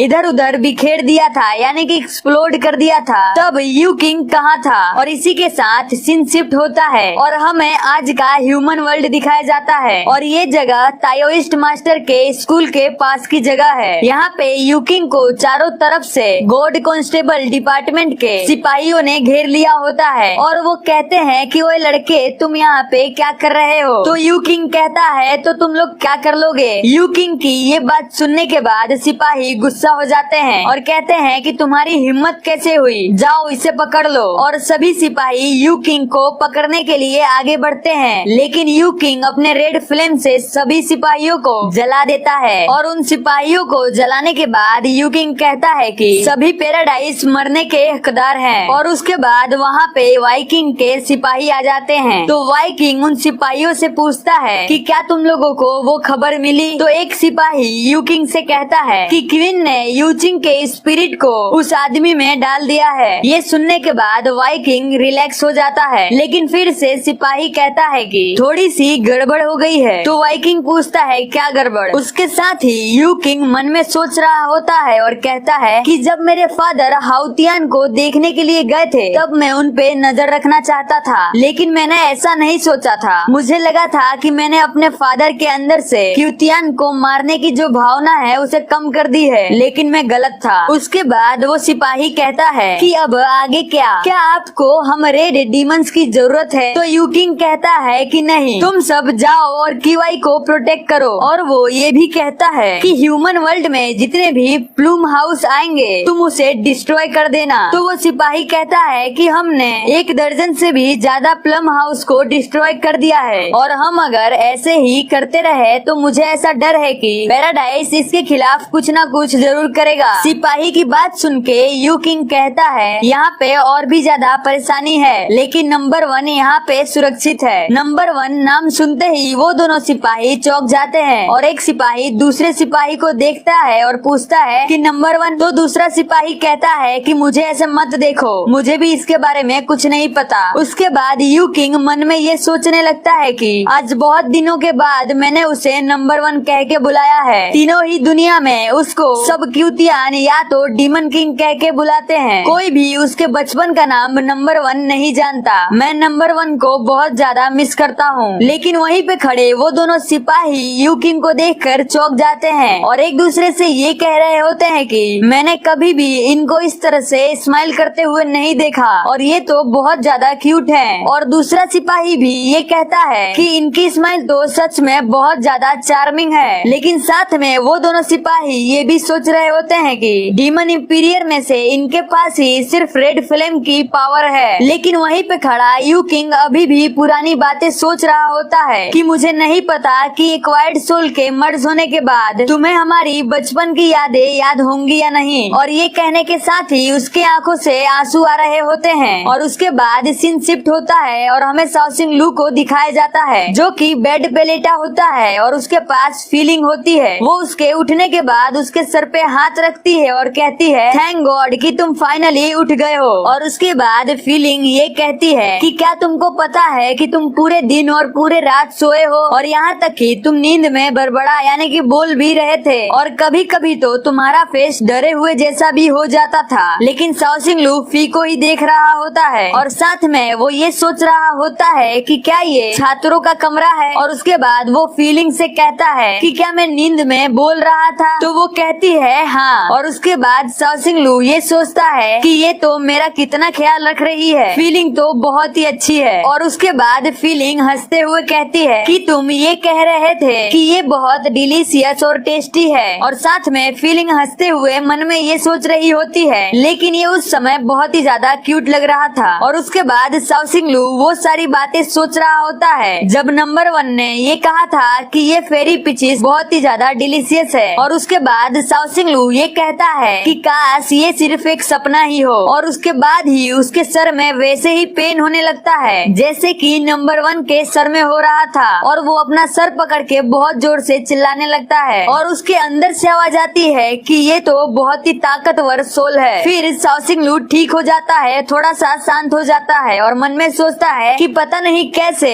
डीमन किंग ने उसको ऑर्डर दिया हो, यानी कि वो उस अलौकिक सोल के बारे में बात कर रहा होता है। उसके बाद फीलिंग शाओसिंग लू से कहती है कि क्या तुम ठीक हो, तुम तो थोड़े से घबराए हुए लगते हो। लेकिन शाओसिंग लू कहता है कि नहीं मैं ठीक हूँ, बस मेरा सर दर्द कर रहा है। और उसके बाद शाओसिंग लू फीलिंग से पूछता है कि मैं यहाँ पे कैसे आया। और उसके बाद फीलिंग कहती है कि डीन तुम्हें यहाँ पे लेके आए। फीलिंग यहाँ पे डीन को फादर नहीं कहती बल्कि डीन ही कहती है। और उसके बाद फीलिंग शाओसिंग लू को बताती है कि डीन को पहाड़ों में से उसके बाद वो वहाँ पे गए तो वहाँ पे तुम उन्हें मिले। उसके बाद फीलिंग शाओसिंग लू को बताती है कि पहाड़ों में से 3 बार बड़े बड़े एक्सप्लोजन होने की आवाज आई, तो डीन वहाँ पे ये चीज चेक करने के लिए गए तो वहाँ पे उनको तुम मिले। और उसके बाद फीलिंग शर्माते हुए शाओसिंग लू से पूछती है कि तुम्हारा पैंट तुम्हारे पिछवाड़े के ऊपर से फटा हुआ क्यों था और उसके ऊपर तो खून भी लगा था, तो आखिर हुआ कैसे ये। तो शाओसिंग लू ये सोच रहा होता है कि मैं इसको डीमन किंग के बारे में कैसे बताऊं, मुझे अभी इसको कुछ और बताना होगा। तो शाओसिंग लू फीलिंग से कहता है कि मुझे मेरे पिछवाड़े में दर्द नहीं महसूस हो रहा है, तुमसे जरूर कोई गलती हुई होगी। तो फीलिंग शाओसिंग लू से चिल्लाते हुए कहती है कि मैंने इसीलिए तुम्हारे नीचे वाले भाग की अच्छे से जांच की कि तुम्हें कहीं और तो चोट नहीं लगी। ये बात सुन के शाओसिंग लू बहुत ज्यादा चौंक जाता है और कहता है ओ माय गॉड, तुमने शादी से पहले ही मुझे बिना कपड़ों के देख लिया। ये सुनने के बाद फीलिंग शांत हो जाती है और अपने मुंह पे शर्माते हुए हाथ रख के कहती है नो। उसके बाद शाओसिंग लू थोड़ा सा शर्माता है और हंस देता है, जिसकी वजह से फीलिंग बहुत ज्यादा गुस्सा हो जाती है और उसके मुंह पे एक चमाटा मार देती है और कहती है कि तुम हंसना बंद करो और मुझे उसके बारे में बताओ। लेकिन बेचारा बेचारा साउसिंग लू मन में ये सोच रहा होता है कि आखिर मैं इसे कैसे बताऊं कि मेरी पैंट आखिर कैसे फटी। और यहीं पे हमारी इस एपिसोड का भी दी एंड होता है। और अगर आपको वीडियो अच्छी लगी हो तो प्लीज यार लाइक कर देना। आपके एक लाइक करने से मुझे बहुत ज्यादा मोटिवेशन मिलता है कि मैं आपके लिए ऐसे वीडियोस लाऊं। हेलो एनिम लवर्स, कैसे हो? आई होप कि आप सब अच्छा होंगे। तो डीमन गॉड के पिछले एपिसोड में हमने ये देखा था कि साउसिंग लू उठ जाता है और उसके सामने फीलिंग बैठी होती है और फीलिंग उससे पूछती है कि आखिर तुम्हारी पैंट कैसे फटी। तो अब आगे साउसिंग लू उससे कहता है कि मैं ताओइस्ट मास्टर के कब्रिस्तान की सफाई कर रहा था और उसके बाद अचानक से मुझे एक आवाज सुनाई दी। तो फीलिंग कहती है आवाज? कैसी आवाज? तो साउसिंग लू हंसते हुए कहता है कि मेरे पेट की आवाज। तो उसके बाद फीलिंग कहती है कि हाँ, तुमने तो कुछ नहीं खाया है पूरे एक दिन और एक रात से। और उसके बाद फीलिंग वहाँ से भागते हुई चली जाती है और कहती है कि मैं तुम्हारे लिए कुछ खाने को बना के लाती हूँ। और फीलिंग के जाने के बाद वापस से साउसिंग लू थोड़ा सा उदास हो जाता है और कहता है कि मैं उसको कैसे बताऊं कि वहाँ पे आखिर क्या हुआ था। और उसके बाद अचानक से साउसिंग लू कहता है कि तुम छुपना बंद करो, तुम बाहर आ जाओ क्वीन, क्योंकि उस रूम में क्वीन छुपी हुई होती है। और क्वीन साउसिंग लू की ये बात सुन के चौंक जाती है और कहती है कि इसका सेंस तो बहुत ज्यादा पावरफुल है। और उसके बाद साउसिंग लू हंसते हुए कहता है कि तुम मेरे सामने गायब नहीं हो सकती, मैं तुम्हें आराम से देख सकता हूँ। उसके बाद क्वीन कहती है कि मेरे पास दूसरा कोई रास्ता नहीं है, मैं एक बॉडी कल्टीवेटर हूँ, इसीलिए मैं अपने आप को ज्यादा अच्छे से इनविजिबल नहीं कर सकती। और उसके बाद जब क्वीन बाहर आती है तो साउसिंग लू से देख के बहुत ज्यादा हैरान हो जाता है और उसके नाक से खून आना चालू हो जाता है, क्योंकि क्वीन ने कोई भी कपड़े नहीं पहने होते हैं। क्योंकि क्वीन को गायब होने के लिए उसके कपड़े उतारने पड़ते हैं, क्योंकि कपड़े गायब नहीं होते। लेकिन साउसिंग लू अपना मुंह उधर साइड घुमा लेता है और कहता है कि पहले तुम अपने कपड़े पहन लो। लेकिन क्वीन मन में ये सोच रही होती है कि आखिर ये मुझे देख क्यों नहीं रहा है, आखिर क्या प्रॉब्लम है। फिर वो साउसिंग लू से कहती है कि मैं अपने कपड़े नहीं पहन सकती क्योंकि मुझे फिर से इनविजिबल होना पड़ेगा। उसके बाद वो साउसिंग लू से कहती है कि तुम चिंता मत करो, मैं ठंडी नहीं पड़ूंगी। उसके बाद साउसिंग लू कहता है कि तुम ठंडी हो या ना हो, मैं जरूर गर्म हो रहा हूँ। फिर क्वीन कहती है कि मैं तुम्हें बताती हूँ कि उस रात के बाद आखिर क्या हुआ। लेकिन बेचारा साउसिंग लू क्वीन को इस तरह से देख के अलग ही दुनिया में खोया होता है। वो कहता है कि अगर ये इस तरह से रही तो मैं तो शांत रह ही नहीं पाऊंगा। उसके बाद साउसिंग लू अपने माथे पे हाथ रखता है और साथ में ये सोच रहा होता है कि चलो छोड़ो इस बात को, ये नहीं समझेगी, मुझे कुछ खोजना होगा जिससे मैं इसको कवर कर सकूं। मैं ये गद्दा भी इस्तेमाल नहीं कर सकता, नहीं तो फीलिंग को शक हो जाएगा। तो चलो देखते हैं कि आखिर मेरे समन लॉकर में क्या क्या है। और उसके बाद वो अपना मैजिक इस्तेमाल करता है जो कि समन मैजिक होता है, जिसकी मदद से उसने समन लॉकर में जो जो चीजें रखी होती है वो उसका इस्तेमाल आराम से कर सकता है। और यहाँ पे हमें समन लॉकर के बारे में बताया जाता है कि कुछ चीजों को एक जगह स्टोर किया जाता है जिसे समन आइटम्स कहते हैं, और उसे एक टेलीपोर्ट सर्कल के जरिए समन लॉकर से कनेक्ट कर दिया जाता है, जिससे सामने वाला समन लॉकर का इस्तेमाल करके उसमें रखी हुई वस्तुओं को कहीं भी कभी भी निकाल के इस्तेमाल कर सकता है,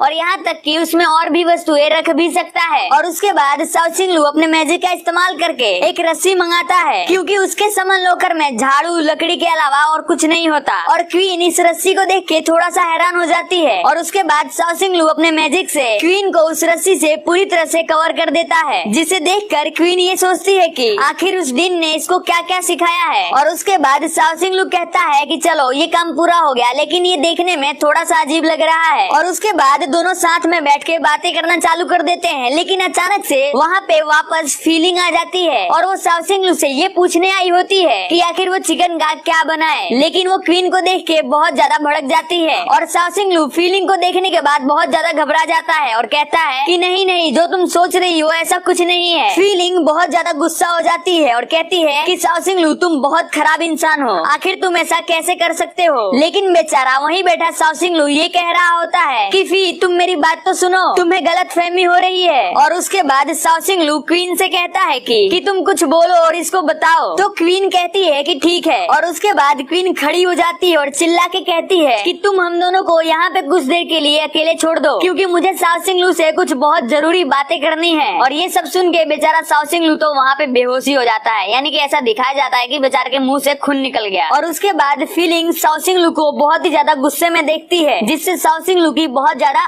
फट गई होती है और वो मन में ये सोच रहा होता है कि फीलिंग सही कहती है, आदमी लोग प्ले बॉय ही होते हैं। और उसके बाद शाओसिंग लू फीलिंग से कहता है कि हाँ तुम सही कहती हो, बहुत ही डर के कहता है कि हाँ तुम सही कहती हो, मैं प्ले बॉय हूँ। और ये कहने के साथ ही उसका शरीर अजीब सा बन जाता है, यानी कि उसका शरीर किसी और चीज में ट्रांसफॉर्म हो जाता है, जिसे फीलिंग देख के बहुत ज्यादा हैरान हो जाती है। लेकिन वहीं पे खड़ी क्वीन ये देखकर ये सोचती है कि ये तो ट्रांसफॉर्मेशन टेक्निक है और शाओसिंग लू ने इसे गलती से इस्तेमाल कर लिया। और उसके बाद शाओसिंग लू का शरीर वापस से नॉर्मल हो जाता है, लेकिन फीलिंग ये सारी चीजें देख के वहीं पे बेहोश हो जाती है। और शाओसिंग लू उसे पकड़ता है और कहता है कि फीलिंग क्या तुम ठीक हो, और वो उसे बार बार उठाने की कोशिश कर रहा होता है। क्वीन ये सब देखकर ये सोच रही होती है कि लगता है कि शाओसिंग लू के लिए ये लड़की बहुत ज्यादा इम्पोर्टेंट है जिसका नाम फी है। और उसके बाद क्वीन शाओसिंग लू से कहती है कि ये चीज मैंने एक बार और देखी थी एक लेजेंड में। तो शाओसिंग लू कहता है लेजेंड, कौन लेजेंड? और उसके बाद क्वीन हमें यहाँ पे एक स्टोरी बताती है। बहुत साल पहले एक हजारों साल पुरानी स्नेक डीमन एक इंसानी औरत का रूप ले लेती है और एक डॉक्टर का दयालुपन देख के वो उससे शादी कर लेती है। लेकिन कुछ समय बाद उस डॉक्टर को एक साधु मिलता है और वो डॉक्टर से कहता है कि तुम्हारी वाइफ एक डीमन स्नेक है। लेकिन वो डॉक्टर उस साधु की बात पे यकीन नहीं करता।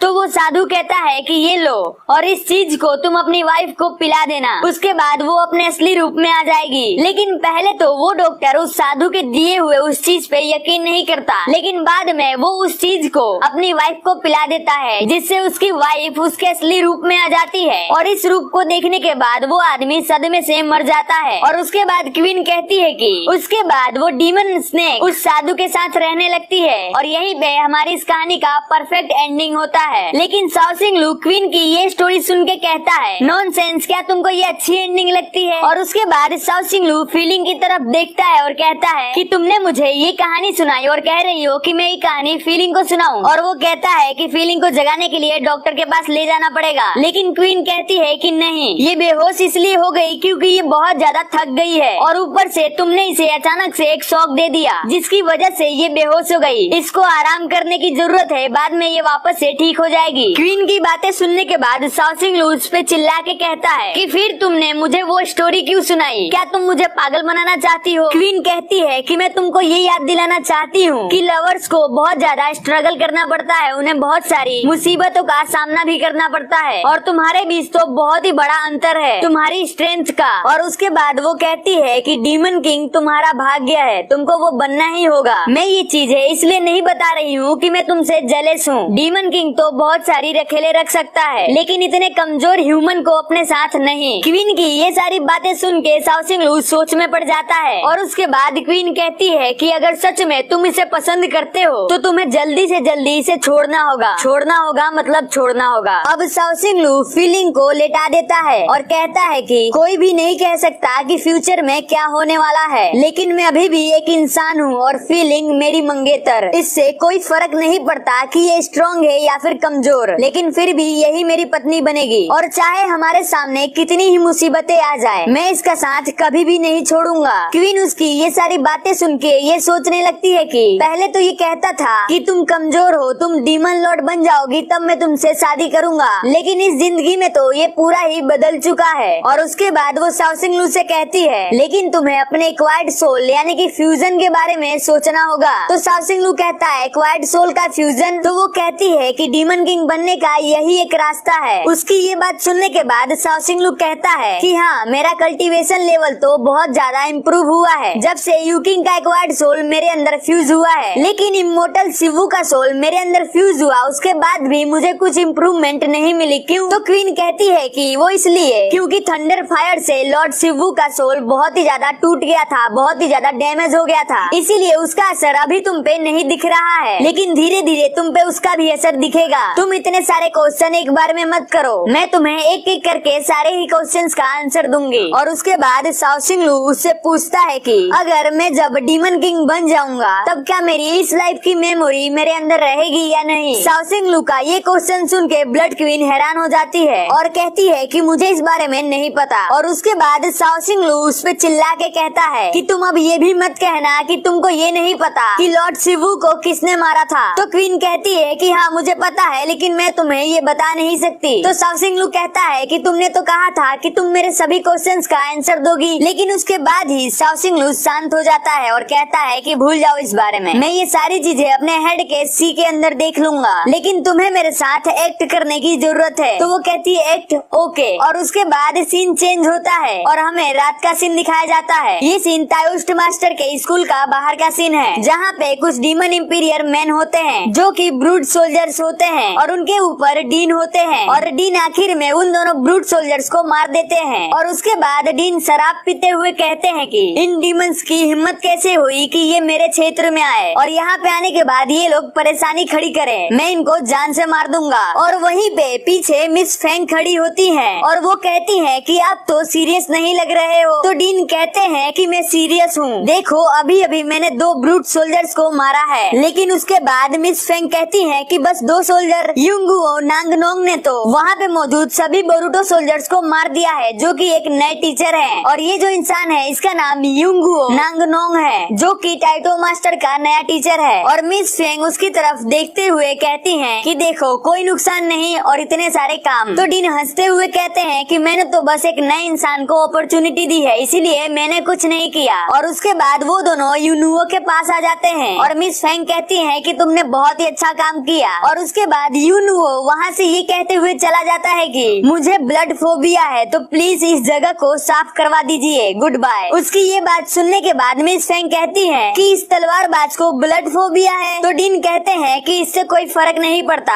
उसको ब्लड फोबिया है फिर भी वो इस चीज से नहीं डरता है। डीन फिर ये भी कहते हैं कि ब्लड का स्मेल जब तक आजू बाजू फैलता है वो उससे पहले ही वहाँ से चले जाता है। मिस फेंग उनकी बातें सुनने के बाद कहती है कि आपको ऐसा आदमी कहाँ से मिल गया। तो डीन कहते हैं कि मैंने उसे मजदूरों के ग्रुप से खोजा है, जो कि पूर्वी छोड़ के विलेज से है। उसके बाद मिस फेंग कहती है कि आप ऐसे आदमी को कैसे तलवारबाज का टीचर बना सकते हो, जो कि एक किलर है और उसके ऊपर से उसको ब्लड फोबिया भी है। तो डीन कहते हैं कि अभी हम बहुत कमजोर हैं और वो बहुत ही ज्यादा ताकतवर है और आज्ञा का पालन भी करता है और हमें उसका शुक्रिया करना चाहिए, क्योंकि उसने यहाँ पे इतने सारे बोरुटो सोल्जर्स को मार दिया जो कि डीमन इंपीरियर से हैं। और उसके बाद डीन ये कहते हैं कि मुझे नहीं लगता कि डीमन इंपीरियर से अटैक करने के लिए सिर्फ ये बोरुटो सोल्जर्स ही आए होंगे। अभी तक मुझे इन सोल्जर्स के अलावा कोई भी जनरल रैंक का कोई भी डीमन नहीं मिला, लेकिन मुझे कुछ गलत महसूस हो रहा है। और अब सीन शिफ्ट होता है और हमें फीलिंग को दिखाया जाता है, जो कि आराम से सो रही होती है और वो नींद में शाओसिंग लू का नाम ले रही होती है और अचानक से वो उठ जाती है और कहती है शाओसिंग, और आजू बाजू देखती है तो वहाँ पे बहुत ही ज्यादा अंधेरा होता है। लेकिन अचानक से शाओसिंग लू एक मोमबत्ती लेके उसके सामने आ जाता है, जिसे देखकर फीलिंग थोड़ा सा डर जाती है। लेकिन शाओसिंग लू के हाथों में खाना होता है और वो फीलिंग से कहता है कि क्या तुम भूखी हो। और यहीं पे हमारे इस एपिसोड का भी दी एंड होता है। अगर आपको वीडियो अच्छी लगती हो तो प्लीज यार दोस्त मेरे लाइक कर दिया करो यार, वीडियो को लाइक करने में क्या जाता है, प्लीज लाइक किया करो। तो वीडियो लाइक कर दिया और चैनल को सब्सक्राइब कर दिया तो थैंक यू।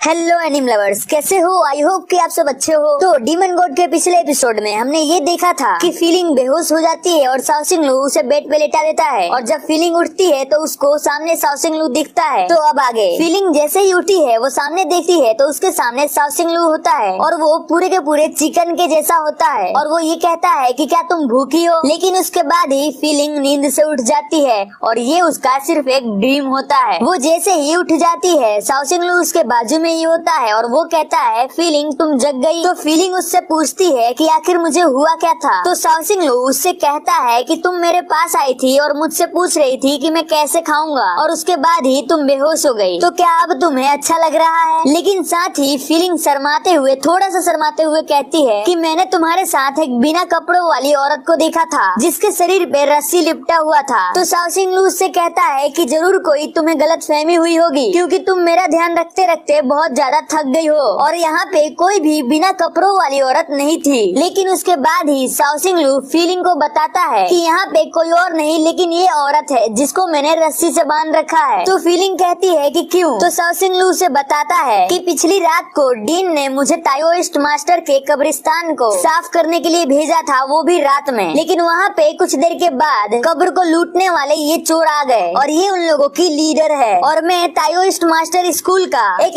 ब्रिलियंट विद्यार्थी हूँ, इसीलिए मैंने इन लोगों को बहुत अच्छा सबक सिखाया और मैंने इन लोगों से लड़ाई भी की। तो फी उससे कहती है, लेकिन ये लड़की यहाँ पे क्या कर रही है और तुम्हारे पैंट में होल कैसे हुआ? तो साउसिंग लू उससे कहता है कि जब मैंने उन लोगों से लड़ाई कर ली उसके बाद मुझे बहुत जोर से भूख लगी थी, तो वहाँ पे मुझे अचानक से एक फेरी पिच मिल गया जिसको खाने के लिए मैं उस कब्रिस्तान के एक कब्र पे बैठ गया। लेकिन वो कब्र नहीं था बल्कि एक बॉम्ब था जिसको इस लड़की ने ब्लास्ट कर दिया और मेरे पैंट में होल हो गया। फीलिंग साउसिंग लू की ये सारी बातें मान लेती है, लेकिन मन में वो सोच रही होती है कि डीन ने इसे उतनी रात को वहाँ पे क्यों भेजा होगा। और उसके बाद साउसिंग लू फीलिंग से कहता है कि जब मैं उठा तो तुम मेरे लिए कुछ बनाने के लिए गई, लेकिन उसके बाद ही ये यहाँ पे आ गई और ये मुझे मारना चाहती थी। और उसके बाद हम दोनों के बीच में एक फाइट हुई जिसमें मैं जीत गया, लेकिन बाद में जब इसे मैंने रस्सी से बांध दिया और उसी वक्त तुम वापस आ गई और अचानक से तुम बेहोश भी हो गई। लेकिन वहीं पे बैठी क्वीन ये सारी बातें सुन रही होती है। साउसिंग लू की सारी बातें सुनने के बाद फीलिंग कहती है कि हाँ ऐसा हो भी सकता है, मुझे जरूर कोई धोखा हुआ होगा। उसके बाद साउसिंग लू फीलिंग से कहता है कि क्या तुम्हें भूख लगी है? अगर भूख लगी है तो मैं तुम्हारे लिए पिग बना के लाऊं। दोस्तों अभी साउसिंग लू सुअर बनाने की बात कर रहा है, सुअर का मांस। लेकिन फीलिंग उसकी ये बात सुन के कहती है कि तुम इसके बारे में बात भी मत करो, मुझे इससे बहुत ज्यादा डर लगता है। उसके बाद अचानक से फीलिंग को चक्कर आने लगता है और वो कहती है कि मुझे चक्कर आ रहा है और वो अचानक से सो जाती है क्योंकि उन लोगों के आसपास मैजिक डार्क फॉग जमा होना चालू हो जाता है, जिससे साउसिंग लू को भी थोड़ा सा अजीब लगता है और वो कहता है कि मुझे लग रहा है कि मेरी सोल सोना चाहती है। लेकिन अचानक से उसके सर में से एक रोशनी निकलती है और उसके बाद उसके चारों तरफ वही सोल के टुकड़े आ जाते हैं जो कि डीमन किंग का ई बोर्न सोल टेक्निक होता है। तो साउसिंग कहता है कि मैं तो लकी हूँ कि मेरे पास ई बोर्न सोल टेक्निक है जिससे मैं खुद को प्रोटेक्ट कर सकता हूँ, लेकिन मैं फी के लिए परेशान हूँ। और उसके बाद वो आजू बाजू देखता है तो उसके पास डार्क फॉग होता है जिसे देखकर वो थोड़ा सा हैरान हो जाता है। लेकिन फिर साउसिंग लू क्वीन से कहता है कि क्वीन अब तुम एक्टिंग करना बंद करो और ये देखो कि आखिर ये डार्क फॉग है क्या। लेकिन क्वीन भी उस डार्क फॉग के कारण बेहोश यानी सो गई होती है, जिसे देखकर साउसिंग लू थोड़ा सा और घबरा जाता है और कहता है कि इस डार्क फॉग के कारण क्वीन भी सो गई, हम जरूर मुसीबत में हैं। और उसके बाद हमें दिखाया जाता है कि हर जगह वहाँ पे डार्क फॉग ही होता है और दरवाजा खुलता है और हमें एक डीमन दिखाया जाता है और ये डीमन सब ऑर्डिनेट होता है डीमन एम्पायर के बुल डीमन क्लैन का, जो कि फॉग जर्नल होता है। और ये कहता है कि मेरा नाम क्वी यान है और मैं फॉग जर्नल हूँ, मैं यहाँ पे डीमन किंग के होस्ट यानी कि साउसिंग लू को मारने आया हूँ, वो भी डीमन इंपीरियर के कहने पे। लेकिन जल्दी से साउसिंग लू बेड पे चला जाता है और बिस्तर में जाके ऐसे एक्टिंग करता है जैसे कि वो कर रहा है। आप समझ जाओ मैं क्या बोल रहा हूँ, पिक्चर में देख लो, आपको सामने दिख रहा होगा। और उसके बाद साउसिंग लू क्वी यांग से कहता है कि तुम गलत रूम में आ गए हो। तो क्वी यांग कहता है कि सॉरी डिस्टर्ब करने के लिए, लेकिन वो क्वीन को देख लेता है और उसके बाद वो मन में कहता है कि इसकी हिम्मत कैसे हुई मुझे बेवकूफ बनाने की। लेकिन वो साउसिंग लू को देखकर हैरान हो जाता है कि मेरे डार्क फोक से सभी सो जाते हैं, यहाँ तक कि डीमन किंग के लोगों को भी मेरे इस डार्क फोक के आगे रुकने में परेशानी होती है। और उसके बाद वो कहता है कि तुम तो एक नॉर्मल इंसान हो, फिर कैसे तुम मेरे डार्क फोक के आगे ऐसे नॉर्मल रह सकते हो। और ये कहने के साथ ही वो साउसिंग लू पे अटैक कर देता है और उसके बाद वो साउसिंग लू को गले से पकड़ लेता है और ये कहता है कि मुझे विश्वास नहीं हो रहा कि तीनों ही दुनिया में सबसे पावरफुल डीमन किंग अब इतना कमजोर हो गया है कि मैं इसे अपने एक हाथ से ही मसल के मार सकता हूँ। लेकिन तुम चिंता मत करो, मैं तुम्हें अभी नहीं मारूंगा, तुम जैसे टॉय को मारने का मौका तो बहुत ही कम मिलता है। लेकिन साउसिंग लू उसका फेस देख के डर रहा होता है और कहता है तुम तो बहुत ही ज्यादा डरावने हो, तुम अपना मुंह थोड़ा अच्छा नहीं बना सकते। लेकिन उसके बाद ही बिस्तर में से एक हाथ निकलता है और वो कहती है कि जर्नल फॉग प्लीज मेरे पति को मत मारो। उसके बाद जर्नल फॉग हंसते हुए कहता है कि तुमने तो इतनी कम उम्र में ही डुअल कल्टीवेशन स्टार्ट कर दिया है, तुम बहुत ही लकी हो।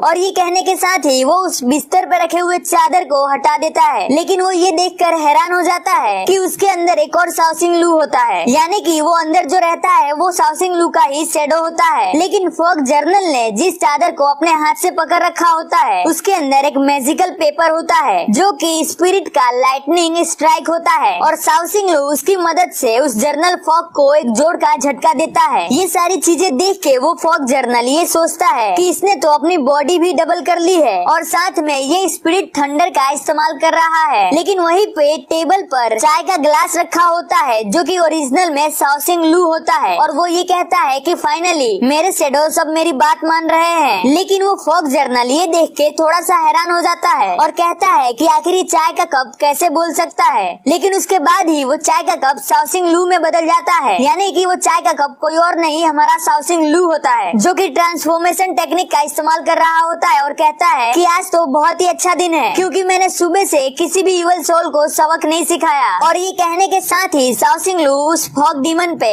घूसों की बरसात कर देता है और उसे बहुत घूसे मारता है, बहुत यानी बहुत। और शाओसिंग लू ने उसको जितने भी घूसे मारे होते हैं और वो भी जहाँ जहाँ वहाँ पे उसने लाइटनिंग स्पीड छोड़ दी होती है और वो अपने लाइटनिंग स्पीड को ब्लास्ट कर देता है। और उसके बाद शाओसिंग लू कहता है कि अब मेरा लाइटनिंग स्पीड तो और भी ज्यादा मजबूत है। लेकिन शाओसिंग लू के अटैक से उस फॉग जर्नल पे कोई भी असर नहीं होता है और वो वापस से खड़ा हो जाता है और कहता है कि अगर मैं तुम्हारे लेवल पे होता तो शायद मैं अभी तक मर गया होता, लेकिन गलती से ऐसा नहीं है क्योंकि तुम अभी मोर्टल लेवल पे हो और मैं अभी डीमन जर्नल लेवल पे हूँ। और उसके बाद वो चिल्लाते हुए कहता है कि तुम्हारे अटैक से मुझे एक खरोच भी नहीं आएगी। लेकिन शाओसिंग लू वहाँ से भागना चालू कर देता है और कहता है कि हम किसी और दिन मिलेंगे। तो वो फॉग जर्नल उसके ऊपर चिल्लाता है, लेकिन शाओसिंग लू के शैडोस उसको पकड़ लेते हैं और उससे कहते हैं कि अगर तुम्हें उसे पकड़ना है तो पहले तुम्हें हमें हराना होगा। तो उसके बाद फॉग जर्नल अपने एक हाथ में अपना एक वेपन मंगाता है और उससे 2-3 स्लेसेस लगाता है जिससे पूरा घर कट जाता है। और ये चीज देखकर शाओसिंग लू कहता है कि इसने तो पूरा घर ही तबाह कर दिया, लगता है कि ये आदमी सच में बहुत ज्यादा गुस्से में है। और वो ये भी कहता है कि ये वही है जो मुझे चाहिए। और अब उस फॉग जर्नल के अंदर से बहुत सारी डार्क मैजिक निकल रही होती है और वो ये कहता है कि तुम ये सोच रहे हो कि तुम मुझसे भाग सकते हो, तो ऐसा नहीं है क्योंकि जब तुमने मुझे मारने के लिए मुझे टच किया तब तुम्हारे ऊपर मेरा डार्क फॉग चिपक गया, जिसकी वजह से मैं तुम्हें कभी भी कहीं भी ट्रैक कर सकता हूँ, यानी कि खोज सकता हूँ। और वो फॉग जर्नल वहाँ से उड़ते हुए आगे की तरफ चला जाता है और उसके जाने के बाद उस बेड के नीचे से शाओसिंग लू फीलिंग को लेके बाहर निकलता है और वो कहता है कि मेरे शैडोस ने उसको अच्छा हुआ यहाँ से भगा दिया। लेकिन वो फॉग जर्नल वहाँ से गया नहीं होता है, बल्कि वो तो ऊपर ही होता है। और जैसे ही शाओसिंग लू निकलता है वो कहता है कि क्या तुम मेरे बारे में बात कर रहे हो। और शाओसिंग लू को पता चल जाता है कि वो उसके सर के ऊपर ही है। और उसके बाद वो फॉग जर्नल शाओसिंग लू के पीछे आ जाता है और उससे कहता है कि वो मेरा डार्क शैडो था जो कि तुम्हें पकड़ने के लिए गया है। उसके बाद शाओसिंग लू ये सोचता है कि मैं बहुत ज्यादा केयरलेस हूँ और वो फॉग जर्नल अब अटैक करने के लिए आगे बढ़ता है और शाओसिंग लू से कहता है कि जो खिलौने आज्ञाकारी होते हैं उनसे खेलने में मजा नहीं आता, अभी तो हमारा गेम स्टार्ट हुआ है। और यहीं पे हमारी इस एपिसोड का भी दी एंड होता है। दोस्तों अगर आपको वीडियो अच्छी लगती हो तो यारो प्लीज एक लाइक दे दिया करो। आपके एक लाइक करने से मुझे मोटिवेशन मिलता है कि मैं ऐसे वीडियोस आपके लिए बनाते रहूं। तो लाइक और सब्सक्राइब करने के लिए बहुत बहुत शुक्रिया।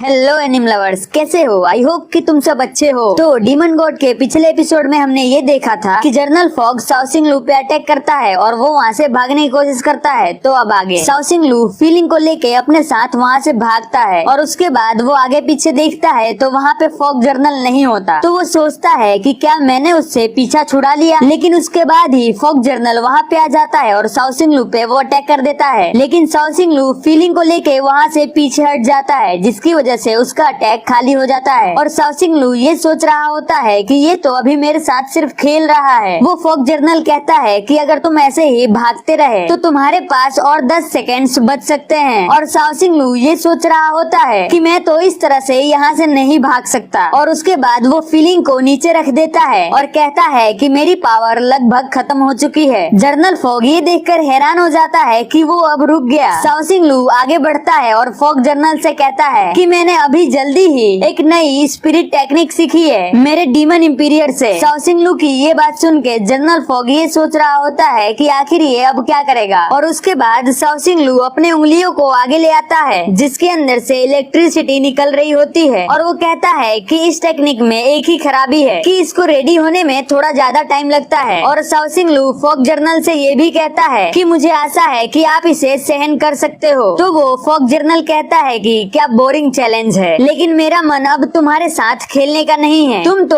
स्पिरिट टेक्निक का इस्तेमाल कर रहे हो और उसके ऊपर ही बादल गरज रहे होते हैं। और उसके बाद शाओसिंग लू उस मैजिक को इस्तेमाल करता है और कहता है कि अब मैं तुम्हें दिखाता हूँ। और उसके बाद आसमान से बिजली का थंडर फायर गिरता है जिसे देखकर जनरल फॉग बहुत ज्यादा चौंक जाता है और शाओसिंग लू बहुत ज्यादा खुश हो रहा होता है। लेकिन वो थंडर फायर सीधा आके शाओसिंग लू पे ही गिरती है। और उसके बाद जब फॉग हटता है तो शाओसिंग लू कहता है कि जर्नल फॉग मेरी मदद करो। तो वो जर्नल फॉग कहता है कि क्या तुम मजाक कर रहे हो, मैं तुम्हारी मदद करूं। और उसके बाद शाओसिंग लू अचानक से वापस से रिकवर हो जाता है, जिसे देखकर फॉग जर्नल हैरान हो जाता है और कहता है कि ये लड़का तो इतनी जल्दी कैसे रिकवर कर गया। और उसके बाद शाओसिंग लू कहता है कि ये बिजली का अटैक तो सच में बहुत पावरफुल था, लेकिन फिर भी मुझे अभी कुछ ज्यादा खराब फील नहीं हो रहा है। फॉग जर्नल कहता है कि तुम सच में पागल हो। और उसके बाद फॉग जर्नल को आवाज आती है, यानी कि ऐसा समझ लो कि उन्हें मैसेज मिलता है और वो अपने हाथ में वही फॉर्मेशन बना लेते हैं जिससे ये सभी लोग यहाँ पे बात करते हैं। और उधर से कोई कहता है कि जनरल फॉग आपके लिए कुछ इम्पोर्टेंट रिपोर्ट है। और वो ये भी कहता है कि इस लाइटनिंग स्ट्राइक ने स्कूल में सभी को हैरान कर दिया है और वो सभी आपसे मिलना चाहते हैं। और जितने भी बरूटो सोल्जर्स उनके रास्ते में आए वो भी खत्म हो चुके हैं। ये बात सुनने के बाद जनरल फॉग कहता है कि इसने तो एक ही बार में 2 काम कर लिया, इस लड़के ने तो मुझे बेवकूफ बनाया है। और फिर वो जनरल फॉग शाओसिंग लू से कहता है कि तुमने बहुत ही अच्छा काम किया है लड़के, सच कहूँ तो तुम मुझे पसंद आने लगे हो। तुम ऐसे पहले इंसान हो जो कि मोर्टल लेवल के पहले लेवल पे है और फिर भी तुमने मुझ जैसे जर्नल से लड़ने की कोशिश की। तुम एक खिलौने से बढ़ के हो, तुम्हारे घुटने फट गए हैं फिर भी तुम भीख नहीं मांग रहे। और उसके बाद वो कहता है कि अब ये गेम खत्म होता है और रेस्क्यू टीम के आने से पहले ही मैं तुम्हें मार दूंगा। लेकिन उसकी ये बात सुनने के बाद शाओसिंग लू थोड़ा सा मुस्कुराता है और कहता है कि तुम लेवल 1 के डीमन जनरल हो और तुमने जिस लेवल की मल्टी बॉडी टेक्निक इस्तेमाल की। शाओसिंग लू की ये बात सुन के जनरल फॉग थोड़ा सा सोच में पड़ जाता है और उसके बाद शाओसिंग लू उससे कहता है कि मेरे ख्याल से तुम्हें डीमन जनरल के लेवल 1 पे नहीं लेवल 5 पे होना चाहिए। और वो कहता है कि तुम्हारा मल्टी बॉडी टेक्निक तो बहुत ही खराब है, तुमसे अच्छे तो मेरे सोल शैडोस हैं। और साथ में वो ये भी कहता है कि मेरे पास पावरफुल मैजिक पावर है, मुझे लगता है कि मैं तुम्हें हरा सकता हूँ और वो भी अकेले। शाओसिंग लू की ये बात सुनने के बाद फॉग जर्नल गुस्सा हो जाता है और उस पे अटैक करता है और कहता है कि तुम सोचते हो कि मैं तुमसे सिर्फ 5 ही लेवल आगे हूँ, ऐसा? मेरे पास अभी भी तुमसे ज्यादा स्ट्रेंथ की एडवांटेज है। तुम ये मत भूलो कि अभी तक मैंने अपने सोल टेक्निक का इस्तेमाल नहीं किया। और ये कहने के साथ ही वो शाओसिंग लू पे अटैक किए जाता है और अपने फॉग मैजिक से उसके ऊपर अटैक करता है, जिससे कि शाओसिंग लू सोने लगता है। और वो कहता है कि ये तो बहुत ही अजीब है, मुझे इसके सोल टेक्निक के बारे में भी नहीं पता, लेकिन मैंने अपनी पूरी स्ट्रेंथ खो दी है, मैं इसके साथ ज्यादा देर तक टिक नहीं पाऊंगा। लेकिन मैं मल्टी बॉडी टेक्निक में बहुत ही ज्यादा अच्छा हूँ और थैंक्स उस लाइटनिंग का जिसने मेरे मैजिकल पावर को ओवरलोड कर दिया। और इसके साथ ही वो अपने सोल शैडोस को बाहर बुलाने की कोशिश करता है, लेकिन वो बाहर नहीं आते। और दोस्तों मैं आपको बता दूं कि ये सोल शैडोस है, तो ये शैडोस नॉर्मल शैडोस के मुकाबले में बहुत ज्यादा ताकतवर होंगे और ये इनफिनाइट टाइम तक भी चलेंगे। शाओसिंग लू अपने सोल बॉडी टेक्निक का इस्तेमाल करता है, लेकिन फिर भी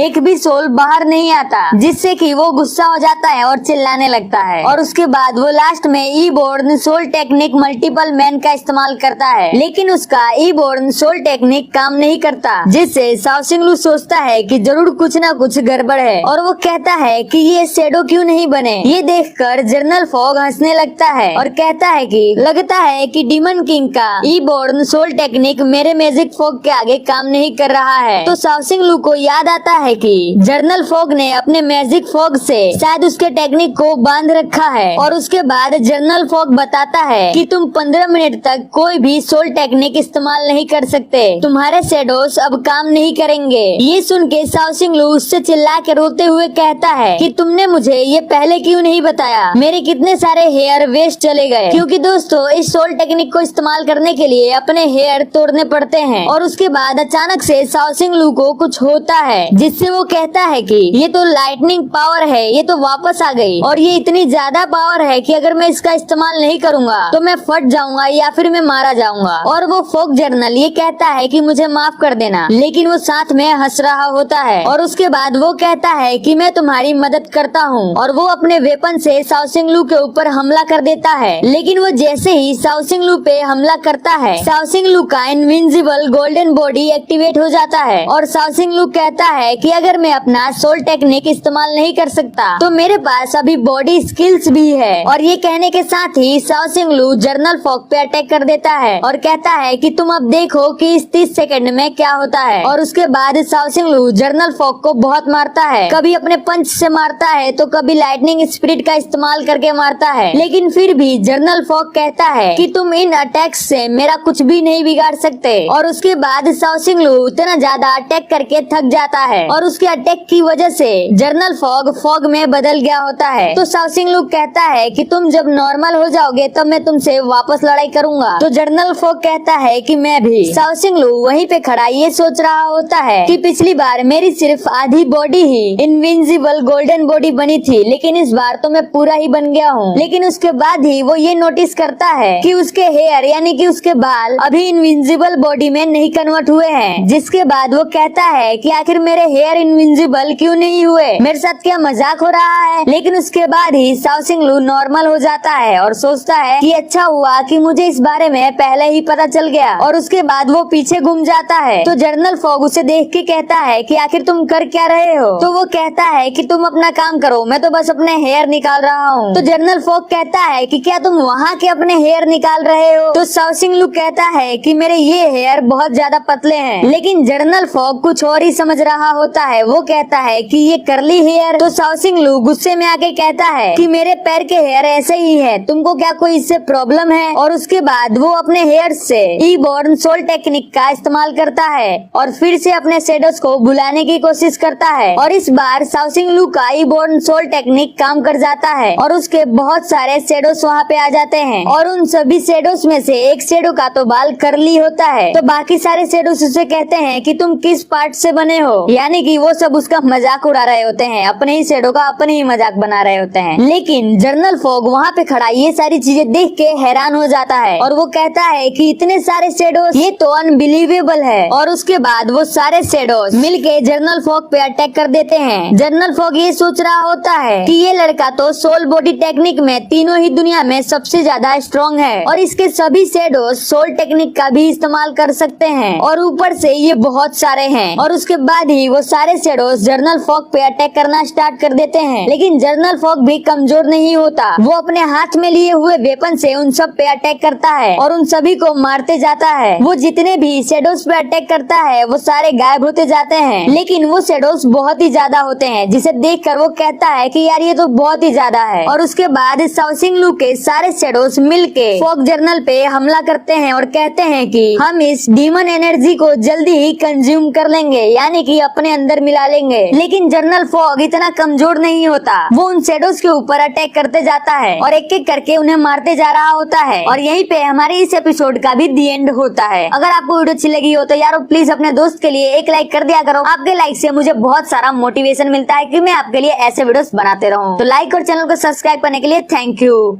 हेलो एनिम लवर्स, कैसे हो? आई होप कि तुम सब अच्छे होंगे। तो डीमन गॉड की पिछले एपिसोड में हमने ये देखा था कि जनरल फॉग शाओसिंग लू के सारे शेडोज को मार रहा होता है। तो अब आगे जनरल फॉग एक एक करके सारे शेडोज को मार रहा होता है, लेकिन वो इतने सारे शेडोज को मार मार के थक भी जाता है। और जैसे ही जनरल फॉग थक जाता है तो शाओसिंग लू एक बहुत बड़ा लाइटनिंग स्पिरिट बनाता है और उससे जनरल फॉग पे अटैक करता है, जिसकी वजह से जनरल फॉग बहुत ही ज्यादा घायल हो जाता है और वो सीधा जाके जमीन पे गिरता है और इतनी जोर से गिरता है कि वहाँ पे आजू बाजू फॉग ही फॉग हो जाता है। और उसके बाद शाओसिंग लू जनरल फॉग से पूछता है, लग रहा है कि तुम अच्छे नहीं हो। तो जनरल फॉग शाओसिंग लू से कहता है कि तुमने तो अपने बहुत सारे बाल तोड़ लिए थे, तो क्या तुम्हें अच्छा लग रहा है? तो शाओसिंग लू कहता है कि मुझे पेन फील नहीं हो रहा है, मैं तो अच्छा ही हूँ। लेकिन जनरल फॉग मन में सोच रहा होता है कि इसकी बातों से इसका शरीर मैच नहीं खा रहा। और उसके बाद शाओसिंग लू कहता है कि तुम हार गए। लेकिन जनरल फॉग कहता है कि तुम अपने पीछे घूम के तो देखो। और वो जैसे ही पीछे घूम के देखता है, जनरल फॉग के शेडो ने फीलिंग को पकड़ रखा होता है। शाओसिंग लू ये चीज देखकर घबरा जाता है और कहता है कि तुम एक डीमन जर्नल हो, तुम ऐसा कैसे कर सकते हो? तुम हम दोनों की फाइट में एक लड़की को कैसे ला सकते हो? फी को जाने दो, तुम्हारी लड़ाई मुझसे है। तो उसके बाद जनरल फॉग कहता है कि तुम्हारा एटीट्यूड अच्छा है, लेकिन तुम्हें यहाँ पे बिना हिले खड़े रहना होगा, नहीं तो वो बेचारी लड़की मारी जाएगी। शाओसिंग लू उसकी ये बात मान लेता है। तो जनरल फॉग इस मौके का फायदा उठाते हुए शाओसिंग लू के चेहरे पे एक कट लगाता है और कहता है कि अब तुम नर्क में जाओगे। और ये कहने के साथ ही वो शाओसिंग लू के ऊपर बहुत सारे कट लगाता है, जिससे शाओसिंग लू बहुत ज्यादा घायल हो जाता है। और जनरल फॉग का शेडो कहता है कि कुछ ही देर में नर्क में तुम्हारे साथ ये लड़की भी आने वाली है, यानी कि जनरल फॉग फी को भी मारने वाला होता है। और शाओसिंग लू घायल होने के बाद मन में सोच रहा होता है कि मैं फी को प्रोटेक्ट नहीं कर सकता, मुझे हार नहीं मानना। और इसी के साथ ही साउसिंग लू अपने डिवाइन पूल में चला जाता है और वहाँ पे उसे पीछे से आवाज आती है, तुम चिंता मत करो लड़के, तुम मेरी मदद से उसको हरा सकते हो। तो साउसिंग लू कहता है यूचिंग, और उसके बाद यूचिंग कहता है कि तुम यहीं पे रुको और मुझे बाहर जाने दो। और साउसिंग लू कहता है कि ठीक है, लेकिन वो पूछता है कि तुम आखिर मेरी मदद क्यों कर रहे हो। तो यूंगची कहता है कि मैं तुम्हारी मदद नहीं कर रहा, बल्कि मैं तो खुद की ही मदद कर रहा हूँ, और क्योंकि तुम कमजोर हो इसीलिए मैं तुम्हारे साथ बाद में एक डील करूंगा, तुम्हें इसके बदले में मुझे एक दिन डबल पे करना पड़ेगा। और उसके बाद वहाँ से यूंगची चला जाता है और बाहर खड़ा जनरल फॉग ये सोच के खुश हो रहा होता है कि मैंने इसको हरा दिया। लेकिन थोड़ी ही देर बाद उसको ये फील होता है कि साउसिंग लू अभी तक मरा नहीं है और वो उस पे वापस से अटैक करता है। लेकिन साउसिंग लू उसके वेपन को अपने एक हाथ से ही पकड़ लेता है और कहता है कि ये बॉडी मेरी है और जो भी इसे टच करेगा वो मारा जाएगा। लेकिन अभी भी जनरल फॉग ये सोच रहा होता है कि आखिर यहाँ पे हो क्या रहा है, अभी तक ये मरा क्यों नहीं, ये कुछ ही सेकंड्स में इतना ज्यादा पावरफुल कैसे हो गया, इसकी मैजिकल पावर तो बढ़ते जा रही है। नहीं, ये मैजिकल पावर नहीं है बल्कि ये तो डीमन एनर्जी है। और साउसिंग लू में से अब डीमन एनर्जी निकल रही होती है क्योंकि साउसिंग लू की बॉडी पे अब यूंगची का कंट्रोल होता है और वो कहता है कि तुम डीमन जर्नल हो। तो जनरल फॉग कहता है कि मैं डीमन जर्नल हूँ लेवल 1 का। और उसके बाद जनरल फॉग हैरान हो जाता है क्योंकि साउसिंग लू भी उसके ही लेवल पे आ गया होता है। साउसिंग लू खड़ा हो जाता है और कहता है कि मैं लड़ने के लिए हमेशा तैयार रहता हूँ और मैं अपने दुश्मनों का हमेशा सामना करता हूँ। और ये कहने के साथ ही वो जनरल फॉग पे हमला कर देता है। लेकिन जनरल फॉग भी कमजोर नहीं होता, वो थोड़ा पीछे हटके अपने वेपन से 2-3 स्लेसेस लगाता है जिससे साउसिंग लू की बॉडी पे बहुत सारे कट लग जाते हैं। लेकिन फिर भी साउसिंग लू अभी भी हंस रहा होता है और देखने में ऐसा लगता है कि उसे कुछ भी नहीं हुआ। और उसके बाद साउसिंग लू अपने पंजे से जनरल फॉग पे अटैक करता है और उसे घायल कर देता है। और साउसिंग लू बहुत ही अजीब तरीके से बातें और हरकत कर रहा होता है जिसे देखकर जनरल फॉग सोचता है कि कुछ देर पहले ही तो ये लड़का एकदम शांत और एकदम अलग था और अभी ये पूरी तरह से चेंज हो गया है। लेकिन साउसिंग लू उसके ऊपर हमले पे हमला किया जाता है, कभी उसे लात से मारता है, कभी कैसे मारता है और वैसे मार मार के उसको भूत बना देता है। और उसके बाद साउसिंग लू जनरल फॉग के पीछे आ जाता है, लेकिन जनरल फॉग जल्दी से पीछे घूम के अपने वेपन से उसके ऊपर अटैक कर देता है जिसकी वजह से साउसिंग लू घायल हो जाता है। लेकिन फिर भी वो यही कह रहा होता है कि मेरे ऊपर और जोर से अटैक करो। और ये कहने के बाद ही वो जनरल फॉग पे अटैक कर देता है और उसे बहुत ही ज्यादा मारता है और उसका मार मार के खून निकाल देता है और कहता है तुम बहुत ज्यादा कमजोर हो, कमजोर कमजोर। साउसिंग लू के इतने सारे अटैक के वजह से जनरल फॉग नीचे गिरा होता है और वो मन में ये कह रहा होता है कि अब मैं इससे फाइट नहीं कर सकता। और उसके बाद साउसिंग लू जनरल फॉग का गला पकड़ लेता है, लेकिन मैं तुम्हें इतनी जल्दी नहीं मारने वाला क्योंकि मैं डेड बॉडीज नहीं खाता। और साउसिंग लू जनरल फॉग को इतनी जोर से काटता है कि उसका मांस का टुकड़ा उसके मुंह में आ जाता है और फिर वो उसको खा जाता है और कहता है कि यम्मी, ये तो बहुत अच्छा है। और उसके बाद उसे एक लात मारता है, फिर हंसते हुए कहता है एकदम डरावने फेस में कि ये तो बहुत ही ज्यादा टेस्टी और फ्रेश था। जनरल फॉग साउसिंग लू को देख के ये कह रहा होता है कि इसके माइंड पे इसके एक्वायर्ड सोल का अब कब्जा हो गया है। और साउसिंग लू को जितनी भी जगह चोट लगी होती है वो अचानक से ठीक हो जाती है, जिसे देखकर जनरल फॉग कहता है कि ये दूसरों का मांस खा के खुद को हील कर सकता है। और उसके बाद उसको पता चल जाता है कि ये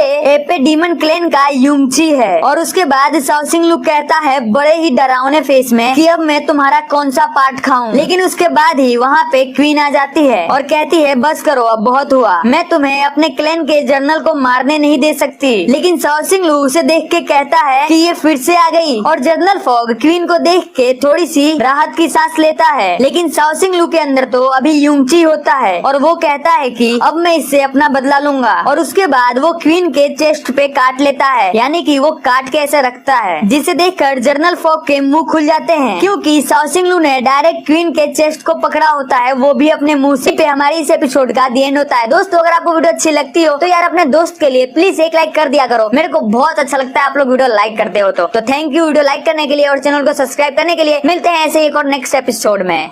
हेलो एनिम लवर्स, कैसे हो? आई होप कि तुम सब अच्छे होंगे। तो डीमन गॉड की पिछले एपिसोड में हमने ये देखा था कि साउसिंग लू और जनरल फॉग के बीच में फाइट चल रही होती है, तभी वहाँ पे क्वीन आ जाती है और साउसिंग लू उसके चेस्ट पे काट लेता है। अब आगे साउसिंग लू ने क्वीन के चेस्ट को अभी भी बहुत जोरों से दबाया होता है, जिससे उसको दर्द होने लगता है। और उसके बाद क्वीन अपने सोल प्रिसेप्शन पावर का इस्तेमाल करती है, जिससे वो वापस से सोल में चला जाता है, यानी कि डिवाइन पूल में चला जाता है। और उसके बाद साउसिंग लू कहता है आखिर यहाँ पे अभी हुआ क्या युंगची के साथ कुछ गलत हुआ? और उसके बाद शाओसिंग लू कहता है कि मैं अपनी जिंदगी को दूसरे के साथ चेंज कर सकता हूँ। ये तो बहुत अजीब है। मुझे मेरे स्कूल में सब एक जीनियस की तरह जानते हैं और मैं ये भी जानता हूँ कि इस स्कूल के बाहर बहुत सारे मास्टर्स भी हैं। लेकिन मैंने कभी ऐसा नहीं सोचा था कि मेरा उनसे कुछ ना कुछ कनेक्शन होगा। मैं तो सिर्फ लूजिया विलेज का शेफ बनना चाहता हूँ। मैं रोज हार्डवर्क करता हूँ क्योंकि मुझे मेरे ट्यूशन की फीस पे करनी होती है। मैं हमेशा से यही चाहता था कि जब तक मैं बूढ़ा ना हो जाऊँ तब तक मैं फी के साथ ही रहूँ। लेकिन मैंने जो सोचा वो मुझे कभी भी नहीं मिला। मैं डीमन किंग के होस्ट का ईबोर्न सोल बन गया। भगवान ये मेरे साथ ही क्यों कर रहे हैं? मैं तो बस एक मोटल लेवल 1 का लड़का हूँ। और ये कहने के साथ ही शाओसिंग लू अपनी सारी कहानी यहाँ पे सुना रहा होता है कि कैसे उसे क्वीन ने किडनैप किया, उसके बाद कैसे उस पे हमला हुआ थंडर फायर से और उसकी पैंट फट गई, फिर शिवू का कैसे स्पिरिट उसके अंदर चला गया और उसके बाद जनरल फॉग ने उस पे कैसे अटैक किया। ये सारी चीजें वो दिखा रहा होता है, यानी कि सोच रहा होता है। और ये भी सोचता है कि कैसे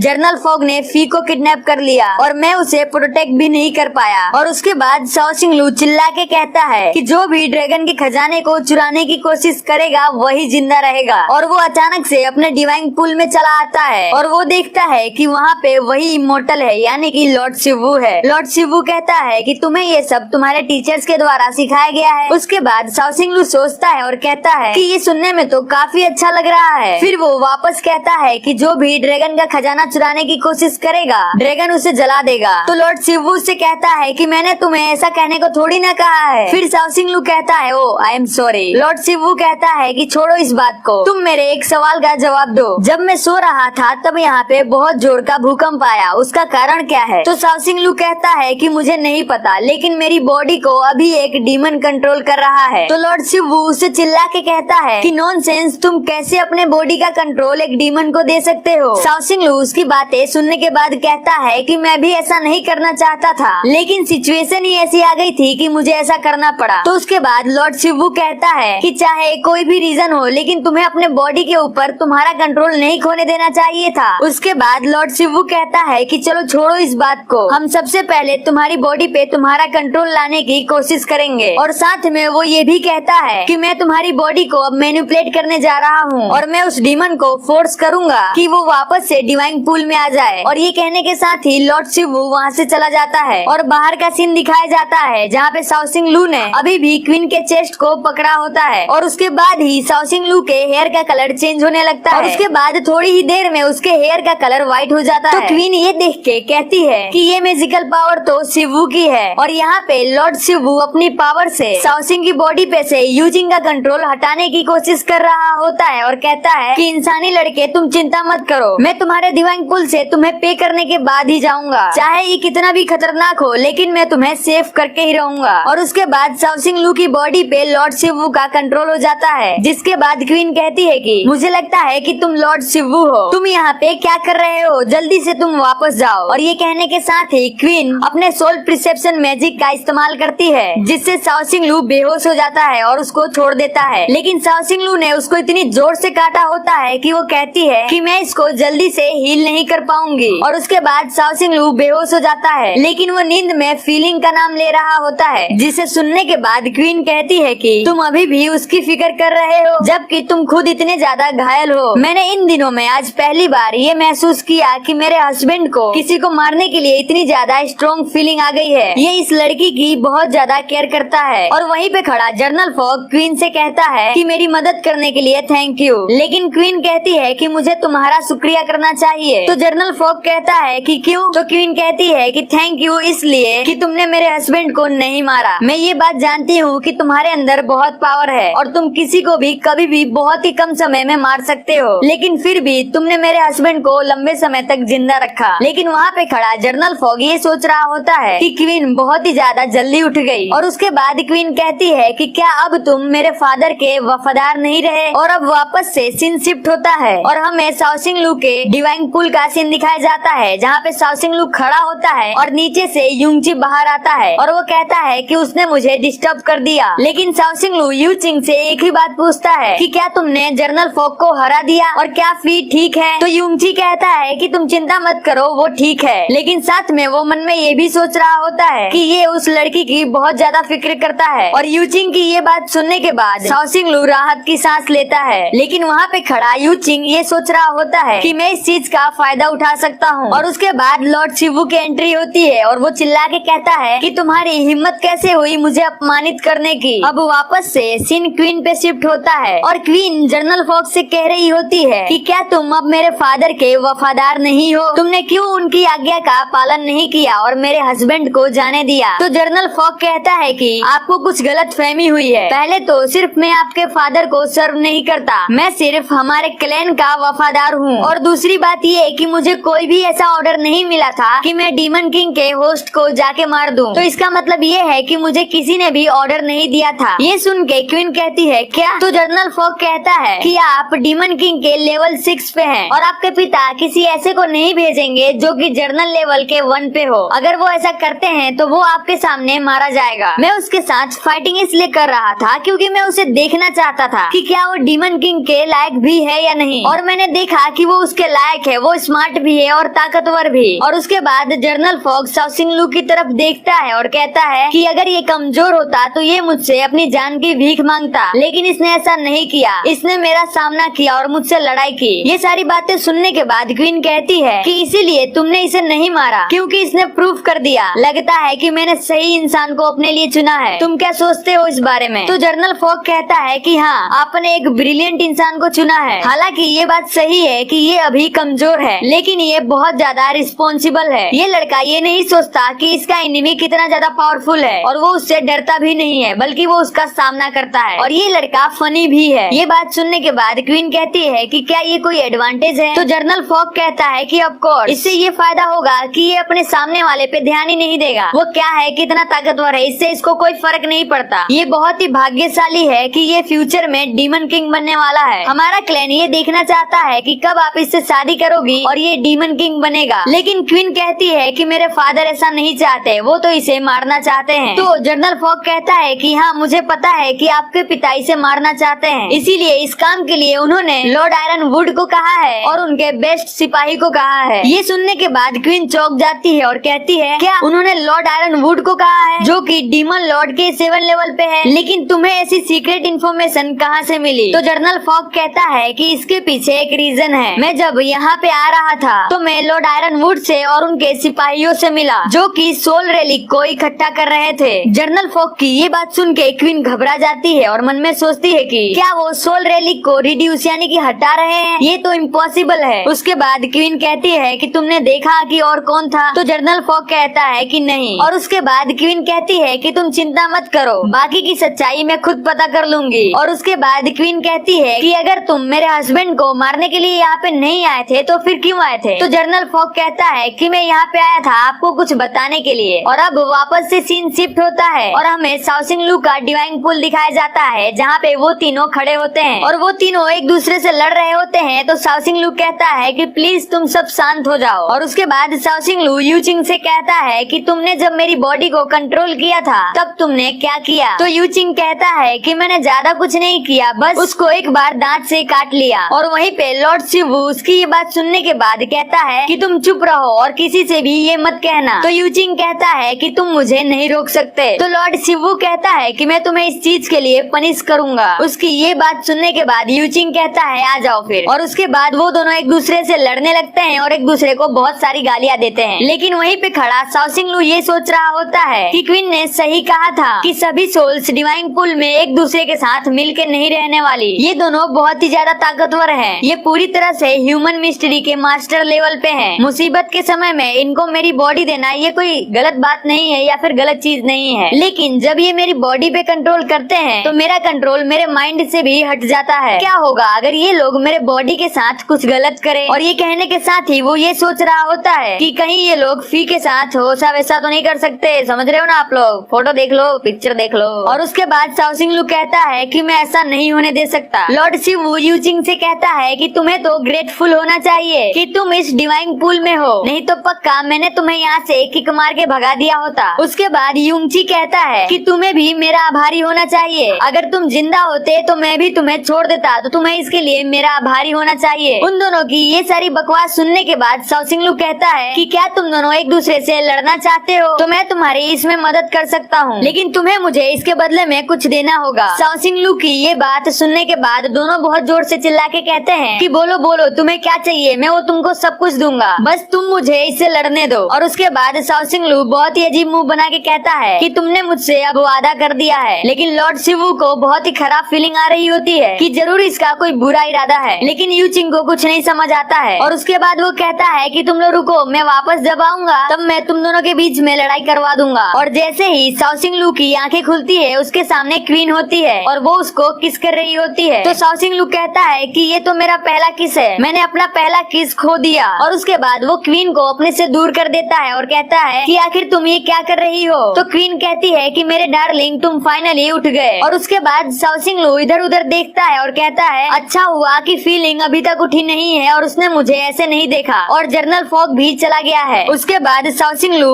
क्वीन से कहता है कि तुम मेरे साथ ऐसा करने की कोशिश मत करो। तो क्वीन कहती है कि तुम मत घबराओ, गुड बाय किस दे रही थी। क्वीन की ये बात सुनने के बाद वो कहता है क्या तुम जा रही हो। तो क्वीन शर्माते हुए कहती है हाँ, मैं तुम्हारे साथ यहाँ पे और टाइम बिताना चाहती हूँ, लेकिन मेरे क्लैन में कुछ बहुत ही बड़ा सीरियस कांड हो गया है, तो इसलिए मुझे उसको संभालने के लिए वापस जाना पड़ेगा और तुम अपना ख्याल रखना। तो साओ सिंह लू उससे कहता है कि तुम चिंता मत करो, मैं जानता हूँ कि तुम मुझे कितना ज्यादा प्रोटेक्ट करती हो। और उसके बाद वो हंसते हुए कहता है कि मैंने अभी अभी सोल टेक्निक बनाना स्टार्ट कर दिया है और मैं तुम्हें जनरल फॉग की तरह हर्ट भी नहीं करूंगा। तो क्वीन कहती है कि मुझे पता है कि तुम मुझसे कितना सफेद झूठ बोल रहे हो। फिर साओ सिंह लू कहता है कि नहीं, मैं तुमसे सच कह रहा हूँ, मैं तुम्हें दिखाता हूँ। और यहीं पे हमारे इस एपिसोड का डी एंड होता है। अगर आपको वीडियो अच्छी लगती हो तो यारो लाइक कर दिया करो, आपके एक लाइक से मुझे बहुत ज्यादा मोटिवेशन मिलता है, तो यारो प्लीज लाइक किया करो। तो थैंक यू लाइक करने के लिए और चैनल को सब्सक्राइब करने के लिए। मिलते हैं अगली वीडियो में।